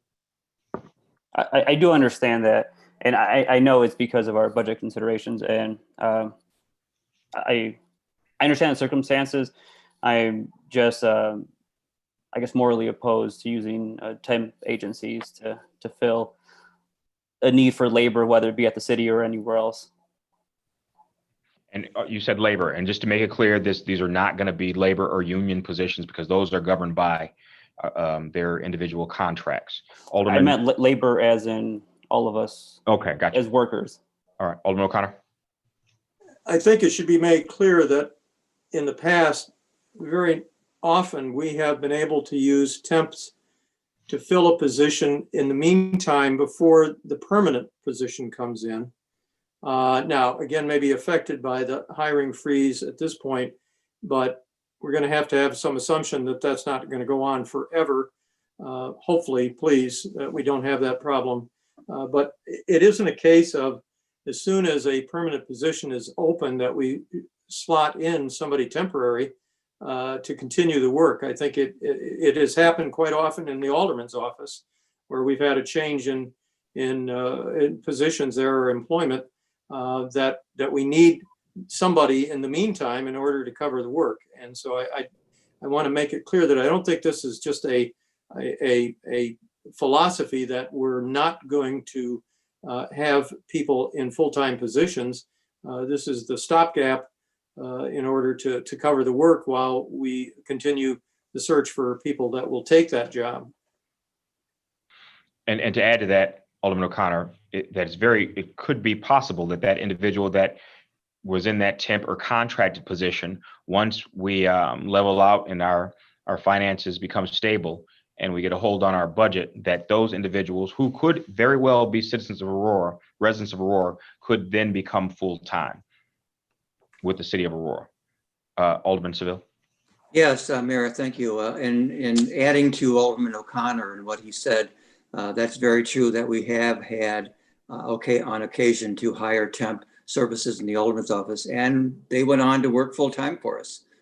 They were very qualified and we had a need for it when we went through the budgetary constraints at the time and the personnel constraints at the time. We had, like I say, we eventually hired them. So it was a very good opportunity for us as well, and them. Thank you. Alderman Hart Burns. Thank you, Mr. Mayor. We've used temp many times. Unfortunately, that's why we're fighting so hard to make sure we keep 5 girls in the office. When they have vacation, when they're sick, we need somebody to fill in. So regardless to how many employees you may have in a department, there will come a time where you will need help. Somebody needs to step in, because if one of the girls is sick or whomever is ill, we can't control that. Someone has to come into our office to make things work. Somebody has to come into the office to make things work. Unfortunately, I got noise in my background. I'm upset about this. But anyway, we have to make things work in the office. So all our departments, we do have a time where we need someone to come in as a temp to work for us. It is what it is, but we can't change that. Whoever may be ill, whatever the case may be, it is what it is. You will need a temp to fill that position. Thank you, Mr. Mayor. Any other comments? Questions? All right, clerk, will you please call the roll? There's been a motion, a second. Call the roll. Alderman Yamas, No. Alderman Garza, Yes. Alderman Masiacos, Yes. Alderman Donnell, You're on mute, Alderman Janelle. Yes. Alderman Franco, Yes. Alderman Seville, Yes. Alderman Hart Burns, Yes. Alderman Smith, Yes. Alderman Bug, Yes.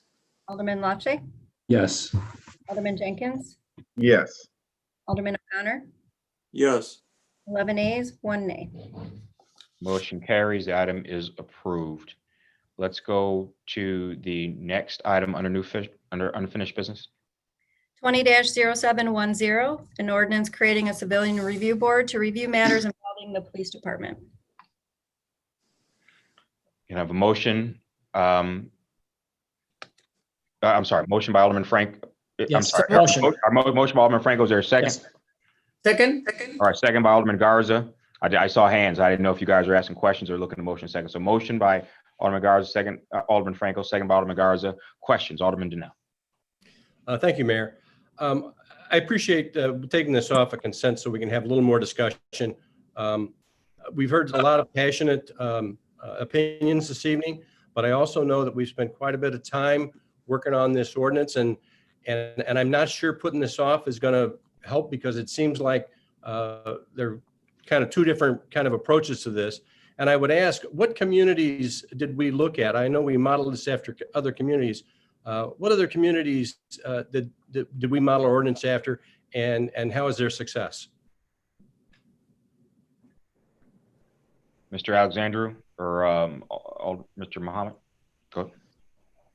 If Clayton can jump on too, but we looked at some, and I think Clayton, you have the list, but I know we looked at Evanston, we looked at Oak Park, we looked at information from the Nicola Group, the national organization. Clayton, you have the list handy? I will. I'll pull it up. 1 second here. Again, Nicole, I'm going to pull the slide up here. These are some of the, hold on 1 second here. These are some of the cities in addition to the locals that Mr. Alexandru just shared. This is just one of the slides that we presented earlier. When you look at some of the CRBs, pardon me, from the Nicole Group, the National Association of Civilian Oversight of Law Enforcement, these are some of their benchmarking cities from Albany to San Francisco. And as we shared in the presentations, throughout the months there, they really range from A to Z. They range from A to Z on how they operate, how they, their process inside their municipalities. So we use them as a benchmark for a starting point, and then began to dive in deeper than overlaid in the city of Aurora. And again, having the voices of aldermen and community folks like Judge Kim Bright, kind of weigh in and push back. What you see certainly was not the first rendition or the second or probably the third. It certainly was a lot of back and forth to get to that ordinance piece. So these are some of the cities. Again, previous presentation, I'm just re-pulling up again. Thank you, sir. And if I can add, Mayor, to Alderman Donnell and others, I think we've seen and heard tonight that there is some misinformation and an opportunity here. And I think the opportunity is for us to fully engage and continue to engage our community and educate them on the nuances and the differences of what's being proposed and what I think some folks have as a different notion of what this should be. And we looked at all of that in our discussions, and we also have to remember that there are state laws that we don't have control over that we have to abide by. There's also a collective bargaining agreement with our union. So when it comes to discipline, that's a bargainable section in that contract that we cannot unilaterally change by all of a sudden. Even though we're home rule, we cannot simply decree an independent board that now is going to have all of these powers and abilities. I believe somebody also, we are but a part of a larger judicial system. And again, we can only control our local government and our local officials. We cannot go beyond into county officials or others, even if we pass an ordinance. We don't have that kind of power. So in some of these states, they have different setups, different state laws than Illinois does. So at its core, we try to address what can we legitimately, legally get done to set a course to insert this civilian review board into our current processes. And then perhaps down the line, we can talk to our state reps and state senators and see about some of the state law changes. But it's a reality check for us, having gone through this process, to see what's possible and what's achievable. And again, you can bring up a lot of these other independent boards, but we have to operate within the law, within the collective bargaining agreement, within the city's management rights. And this is the outcome as we've presented it. And we believe very strongly this setup has been successful in other places. And the transparency of what we have proposed, we've already put out there a website, a database, I'm sorry, that puts out discipline, and it's being updated and it's continually being added to. The same will come about with the CRB website transparency. So this is not going to be, we intentionally did not set it up to be a rubber stamp or just some sort of figurehead commission. Again, we are giving this all the power and authority we can under the current state law and within the parameters of our local ordinances and collective bargaining agreement. And Alderman Donnell, again, we really went through this 7-meeting process so that we could be as transparent as possible, so that we didn't get to this point and have these questions, so we can address them along the way. Alderman O'Connor, do you have a question? No, I didn't. Not at this point. All right, Alderman Franco, then Alderman Bug. Yeah, I just, I think what Mr. Alexander said is so important. And I think that sometimes people don't recognize that there are state laws, there are contracts that we have to abide by. Our hands are tied somewhat on what we can do outside of municipality. Even though we're home rule, we still have laws and regulation we have to abide by. But I just want people to know that, we just changed one of our commissions and boards. So we felt that the planning commission and the zoning commission could be combined up. We do that. We audit, we take a look at what we're doing right and wrong and make things better. So we're not reluctant to do that. And I think with the change initiative, I really do believe we've shown that we're willing to tackle the situation. And there's passionate opinions on both sides. Even tonight, 2 passionate people were talking. One didn't want somebody, ex-police officer on, and one did. So, this is the challenge we face because we're trying to listen to the people, but there's conflicting requests. And it's up to us to take this and make it as good as we can at any given time. And the other thing I wanted to say is that, when we go forward with something like this, sometimes these things need a chance to evolve.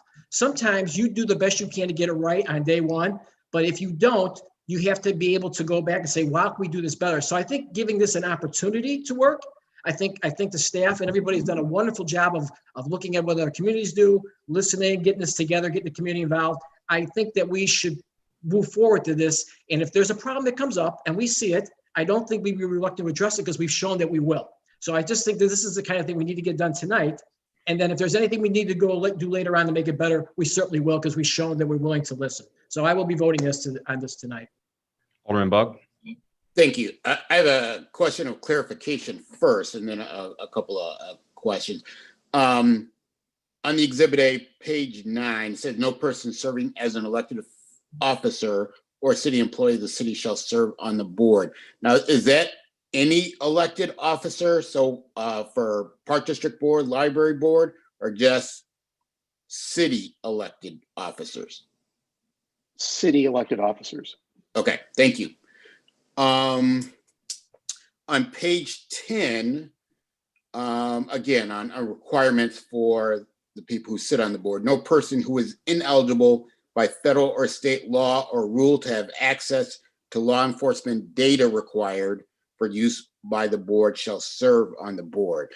There was some questions on the true intent of this, and I think we started to talk about it a little bit. Mr. Veenstra, can you explain that in more detail? Yes, Alderman. There may be times that in order for the CRB to do its job and to be able to take a look at the investigation that was conducted by the police department, they may need access to certain criminal justice information. That information is not necessarily controlled entirely by the city of Aurora or its police department, but by the state police or other agencies which have their own rules providing access to that information. So to the extent that any of those rules would make that information unavailable to one of the members, they would not be able to fully perform their duties as a member of the commission or board, excuse me. Okay, and to follow up on that, in what ways do different incarcerated persons, how are they precluded by the state or federal board that you know of? I can't speak to the specifics of the federal or state regulation. I can speak to the specifics of the ordinance as we've drafted it. There is no ban in our ordinance right now as to formerly incarcerated persons. The only group of former offenders who would be excluded categorically from membership would be those who are convicted of forcible felonies, which is a defined term under the Illinois Criminal Code. There's also a 10-year exclusion from those persons who were convicted of crimes involving dishonesty. When you compare and contrast that requirement to the requirements of this, for example, the Civil Service Commission, which is responsible for hiring officers, the standard is actually a little bit lower. We are recognizing that people can and do change, and we are giving them as much of an opportunity to serve potentially as members of this panel as possible. So that's why we don't have the same categorical exclusion that other boards and commissions that also involve the police department would have. Okay, thank you. And finally, Mr. Muhammad, you went through the list, and thank you for that. Thank you for everyone for the hard work on this ordinance. We went through the list of cities that we looked at and kind of patterned this off of. Do any of those cities have it where the Civilian Review Board, where their decision is binding, where it is not the final call of the police chief, but the actual review board has a binding power? Any ones that we looked at that have that? Yeah, and again, they run A to Z, and I don't have the specific one or two, Alderman Bug, but they run A to Z. Some of those are oversight law enforcement bodies that, you know, have that final decision as an oversight law enforcement body by their state statutes there. Thank you. But as Mr. Alexander pointed out, our state statutes aren't drafted in the same way, and we don't have that authority on from the local perspective to impose those types of conditions in our ordinances. It will violate state law. And it would violate our CBA because it would completely change the agreed upon method of discipline, where the chief is the final arbiter for up to suspensions. And if the chief determines termination, it goes to our human resources director. Questions? Sure, Mr. Alderman Jenkins. Yes, Mr. Mayor, I just want to state that looking at the cities that we did review, we were able to pull some things, especially like, for example, Atlanta, in terms of trying to work and educate the public in terms of how to interact and to deal with the police was very enlightening to me. And one of the things we wanted to make sure that we got into this ordinance, and there's other aspects to it that we incorporated it into it and tried to be able to make it something that, again, give more than just one set of eyes with regards to anyone having any kind of issues with the Aurora Police Department.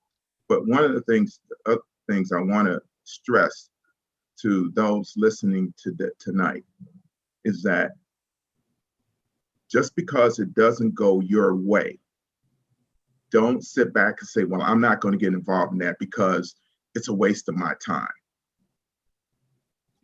You, as a citizen, have the right to be involved. And if something occurs that's not in a manner that the Civilian Review Board, it doesn't mean that you're just going to sit back and say, well, this is how it is and this is where we're going to go.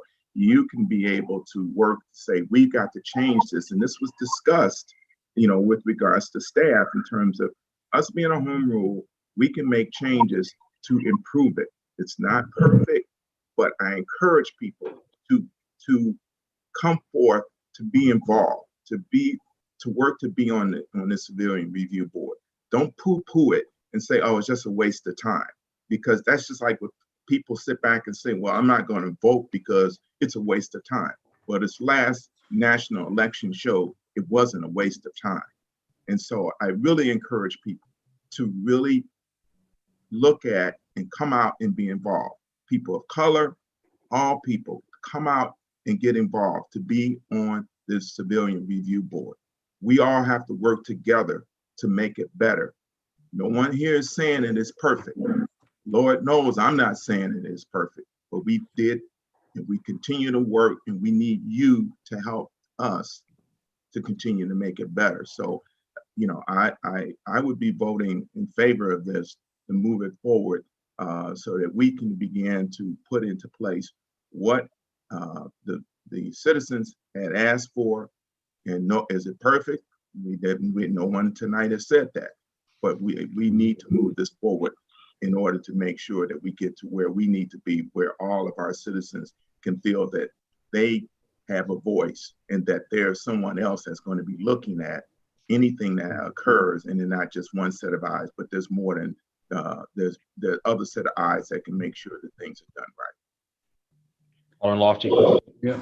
So a couple things. There was a comment tonight that there needed to be more oversight, like subpoena power and investigative power, but I'm looking at the memo, and it does say that the Civilian Review Board will be able to review all the evidence. So I would hope, and I don't know if Rick or the police could tell me, but I would hope that anything that's been, any evidence would be able to be reviewed by the Civilian Review Board. That's number one. Two, I would have preferred to have the presentations, which were terrific tonight by Clayton and Alex Alandreu, to be posted so we could all read them, and I think the public could read them. You know, the public needs to know they can go on the city website, and these documents that the aldermen read are posted.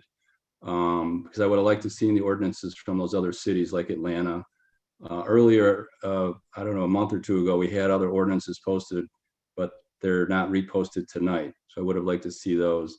I do think that having one person appoint all the 9 members is not a good idea. I prefer to have the Public Health, Safety and Transportation Committee or the RAP Committee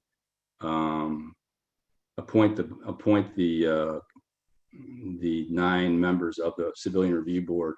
I think that would be better. Or as I said earlier, other ordinances I read had like the head of the Hispanic Heritage Advisory and the African American Advisory Committee, things like that. But tonight we're faced with a choice. Do we push it back or do we move it ahead? And it doesn't seem like there's enough other alderman support to push it back. So I will see how, does anyone else want to push it back or not? That's my question to anybody else. Alderman Franco. Yeah, I just want to make a clarification. And I think, Mr. Alexander, correct me if I'm wrong, but when I asked about who's going to be bringing this person forward, you said the staff and the mayor's office will come up with the names that will come to the RAP committee and then go to COW. So there's going to be a process along the way where we'll be able to review these people. It's not just going to be the mayor saying this is the way we're going, because we're going to go through the normal chain, which would be coming to the committees after the decision's made on the applicants. And each of those chains are public meetings, allowing public comment. And just like our other very critical boards and commissions, the mayor is nominating, but the board, it's with the board's advice and consent. So you have significant input, as you always do, with all of these other boards and commissions, and that is not changing here. And Rick, could you address? Hold on one second. Hold on one second. And in this particular case, there's an additional step. It's going to start the RAP committee before it goes to COW and city council. So there'll be another layer of checks and balances. Yeah, check that additional layer, Mayor. Unlike the other boards, will be a public list of applicants that the public will see and you will see before it even comes to the final list before RAP. That doesn't happen in other boards or commissions. So the RAP committee is going to make the recommendation to the mayor to appoint the 9 people? Is that what? No? It goes through the process, RAP, COW, and final council, like all of our committees there. And so when the mayor makes the final recommendations, at first, Alderman LaShie goes to the RAP committee, as all other appointments do. Okay. Prior to that, we will publicly list the names of appointees and finalists. Again, that can happen in the process of any other board. Mr. Alexander, you were going to just ask Mr. Veenstra to do something. Yes, sir. I think he's going to respond to Alderman Lofty's other points. Yeah, Alderman Lofty had asked about the availability of records and being able to review the materials. The intent and the wording of the ordinance is specifically designed so that the CRB has the opportunity to review everything that the police department's Office of Professional Standards reviewed in the course of its investigation and its ultimate recommendation for discipline. That's also where the CRB comes in and being able to make additional recommendations to go back and dig a little bit deeper if it felt that something wasn't done adequately or if there are other stones that needed to be overturned. So as to the ability to have access to all the information that the police department had, it will have that, and it will also further have the ability to go back and make the recommendation that further investigation is warranted before disciplinary decision is made. Right, thank you. Any other questions? Comes Alderman Yamas. Yes, thank you, Mayor. We mentioned that the list of applicants would be available to the public. Is that for all applicants or only those that made a certain stage in the process? You're on mute, Mr. Mohammed. No, sir, Alderman Yamas, I apologize. We're going to publish all applicants first at December 8th, which is the first week, and then again at December 22nd after the close. So we'll see 2 different rounds, but they'll all be, anybody who applied on the website will be published. And I don't think this is built in yet to the ordinance, but could we, it doesn't have to be amended to include it, but could we somehow give access to the alderman to have access to the applications that are submitted to the mayor's office so we can see, because by the time it comes to the RAP committee, we'll see who the mayor's recommendations are as far as the appointed members, but we won't see the materials for those that weren't selected. So like the whole application you're looking for. Okay, we'll definitely. Right, whatever materials are included in the application. Sounds good. And then to Alderman Lashie's point from earlier, his question asking whether he has support from any other alderman to hold this item. I would be open to it if we had a reason to do it. I just don't want this to be a situation like it was a few months back with the riot gear, where we sent it back to finance and it delayed things a couple months and nothing changed, nothing happened. There was no real reason to initially even send it back. So if we have a reason to, I would vote for that. But otherwise, just to send it back for the sake of sending it back, I wouldn't agree to do that. I think the majority of the points that were raised by the public were answered, and most of the answers are that we legally cannot do it. The public, or certain members of the public, are asking for a level of independence that we legally cannot give the board. They are not going to be a separate governmental body, a separate taxing body. They are a board that's under the authority of the mayor and the city, just like any other board here. And I don't know if we can legally do anything differently, but maybe Corporation Counsel Veenstra could chime in for that. Alderman, our ability to do things is limited to the government affairs of the city. If we were to spin something like that off, it would be outside of our home rule authority, absent specific statutory authority to do it. All right, thank you. Alderman Lofty. Mayor, Go ahead. my apologies, but can we speak first? Everybody have one opportunity to speak before all the aldermen have a second and third and fourth opportunity. Do you mind if I interject with that thought? Go ahead. Go ahead. Mayor. Thank you so much. You know, I'd like to, first of all, say thank you to Alderman Jenkins and the Chief of Police, who took the time to pick up my phone call and answer every single little question, tiny, and provide me with anything, any insight they had already in regards to a CRB and everything above and ancillary to it. when before we had that last minute scheduled meeting requested by Chairman Alderwoman Hart Burns, a meeting that I knew would affect a last minute meeting, would affect even my own family, and I knew they'd be perturbed. And I sunk myself into my office for 2 days, and I took the Clayton challenge. I knew that was coming with a simple click of a website for the Nicole Group, which gives you a plethora of information. And I took that challenge, and I saw it as my duty to research other communities as they were presented by staff, and to also figure out what is going on in the community around us and in the country. And one thing I noticed very quickly is one size does not fit all.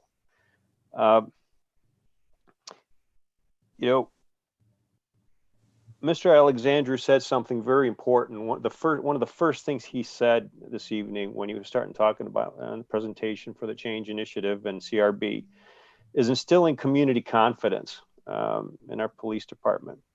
And if he'll allow me, I'd like to add a word to that.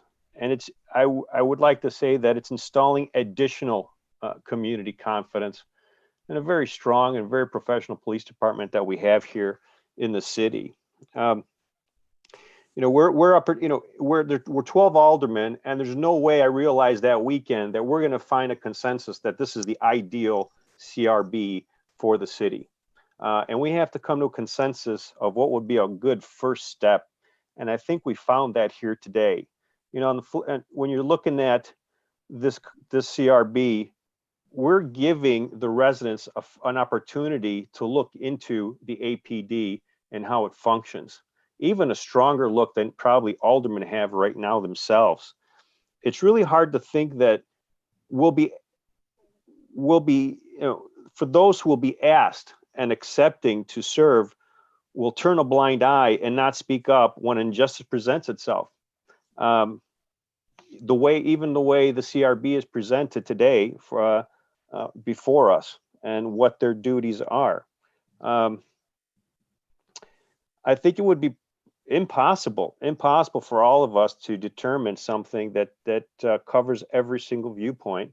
But again, I think Mr. Alexandru hit it right on the nose again, and I think it is a positive first step and it reminds us that can be retooled as a community.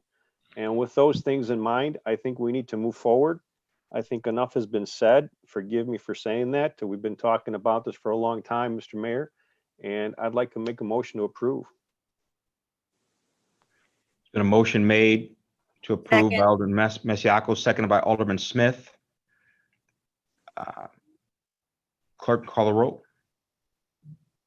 Alderman Yamas, Pass. Alderman Garza, Yes. Alderman Masiacos, Yes. Alderman Donnell, Yes. Alderman Franco, Yes. Alderman Seville, Yes. Alderman Hart Burns, Yes. Alderman Smith, Yes. Alderman Bug, Yes. Alderman Lofshay, Yes. Alderman Jenkins, Yes. Alderman O'Connor, Yes. Alderman Yamas, Yes. 12 A's. All right. Motion carries. That item is approved. All right, that completes unfinished business. Can we go on to new business? Clerk, read the first item under new business. 20-0781, a resolution authorizing and directing the Rules, Administration, and Procedures Committee to investigate and make recommendations as to the need for the regulation of the sale of pets at retail locations within the city. So moved. There's been a motion to accept by Alderman Garza, Second. seconded by Alderman Franco. Questions or discussion on that resolution? Questions or discussion on the resolution? Staff make a presentation. Hold on a second. Alderman Seville. Yes, I'm just wondering if staff could give us a short presentation on this. Okay. Who from state? Is this a presentation issue? It's just there's nothing to present. Well, just Alderman Veenstra, go ahead. I mean, I'm sorry. Council Veenstra, go ahead. Not a problem, Mr. Mayor. Mr. Mayor, this matter came to the City Council's attention over the last couple weeks regarding whether or not it would be appropriate to adopt various regulations pertaining to the sale of pets within the city of Aurora. This is obviously an issue that is important and close to many of us, and we wanted to make sure that before the City Council took any action on this, I had the opportunity to fully vet the issue, no pun intended there, and determine that this was the direction that the City Council wanted to go.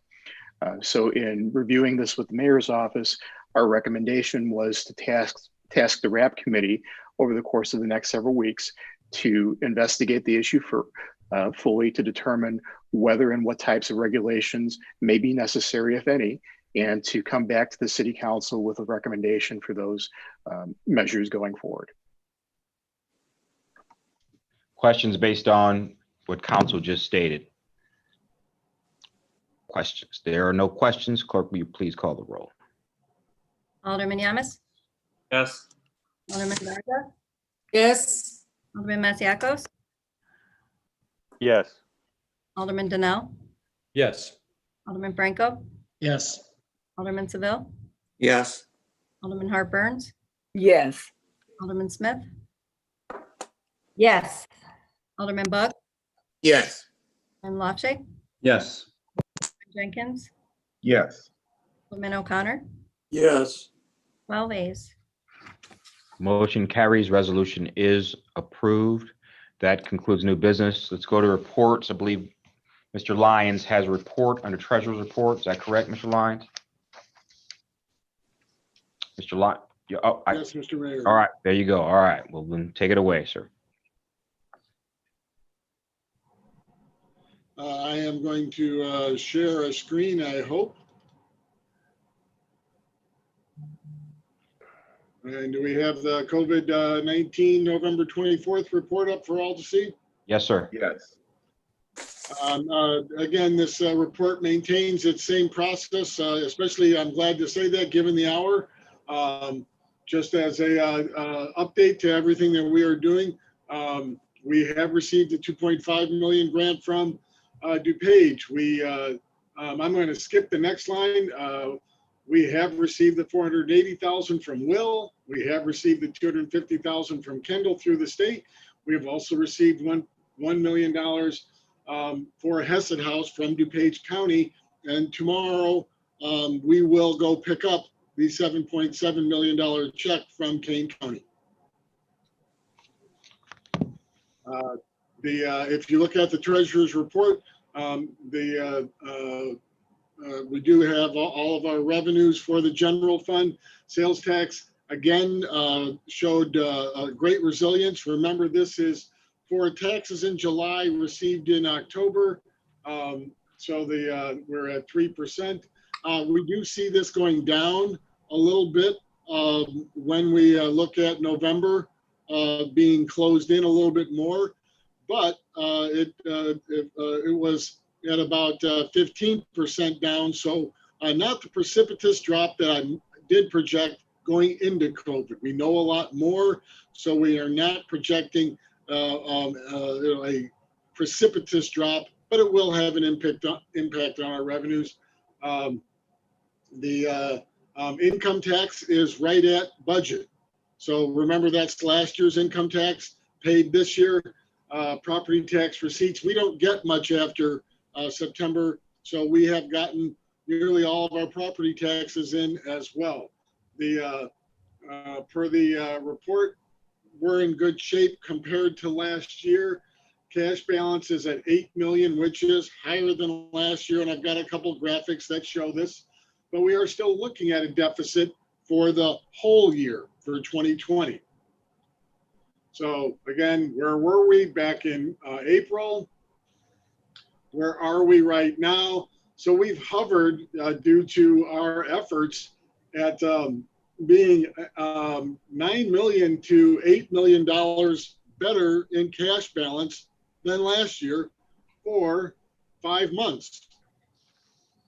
6 months. I can count. I am your treasurer. 6 months, according to the graphic, and that's important. But we will see both the cash and fund drop off at the end of November and December, and that's because property taxes are all in, but our expenditures keep going. So that won't be a surprise. That's not a COVID issue, but we are positioned favorably to end the year in the black and in a stable position for next year. Again, that's as strong as I'll get, is stable. Positive indicators that sales tax are better than expected. Property taxes came in, building permits came in better than expected. And when I say expected, that is according to original projections, not better than the 2020 budget expected. The expenses staying below budget, but increasing. We're at 7 to 8% below budget on expenses. The governor's order to be at phase 3. We don't know how long that will go. August expenses, we're back at a higher level, closer to what we would normally anticipate. And reopening is not held, so our revenues most likely will decrease as previously discussed. So we will need to proceed with caution. Continuing that slide, we're still at this high level. 13% was where we were on the date. It's gone up above that. It's come back down. Each day is a little bit different. December expenses can be high because we do end up with a lot of overtime around the holidays. If phase 3 continues into next year, that will have an impact on the 2021 budget. But we're not, we met today in finance to finish the budget off. There is no reason yet to say we should scrap the proposed budget as the finance committee has reviewed. That's our best estimate, and we will monitor our performance in the first quarter and second quarter of 2021 to see if we need to make any adjustments to the budget. So again, we will continue to seek grants. Some of the specific grants were reopened, meaning not a general CARES grant, but we can and are applying for any follow-up grants related to business activities or any other specific grant at the counties. There's no reason that we're going to have to issue any line of credit this year or refinance the December 1 debt payment for this year. That is something we have proposed in next year's budget, but only a portion of that debt are we looking to refinance. We are going to hold off on the decision packages for the remainder of the year, and we continue to look at all of our capital projects. But as you will see in the next 2 months, Ken Schroth and company will begin the process once we get a budget passed of moving forward with bids to get back into the swing of getting some of our capital done.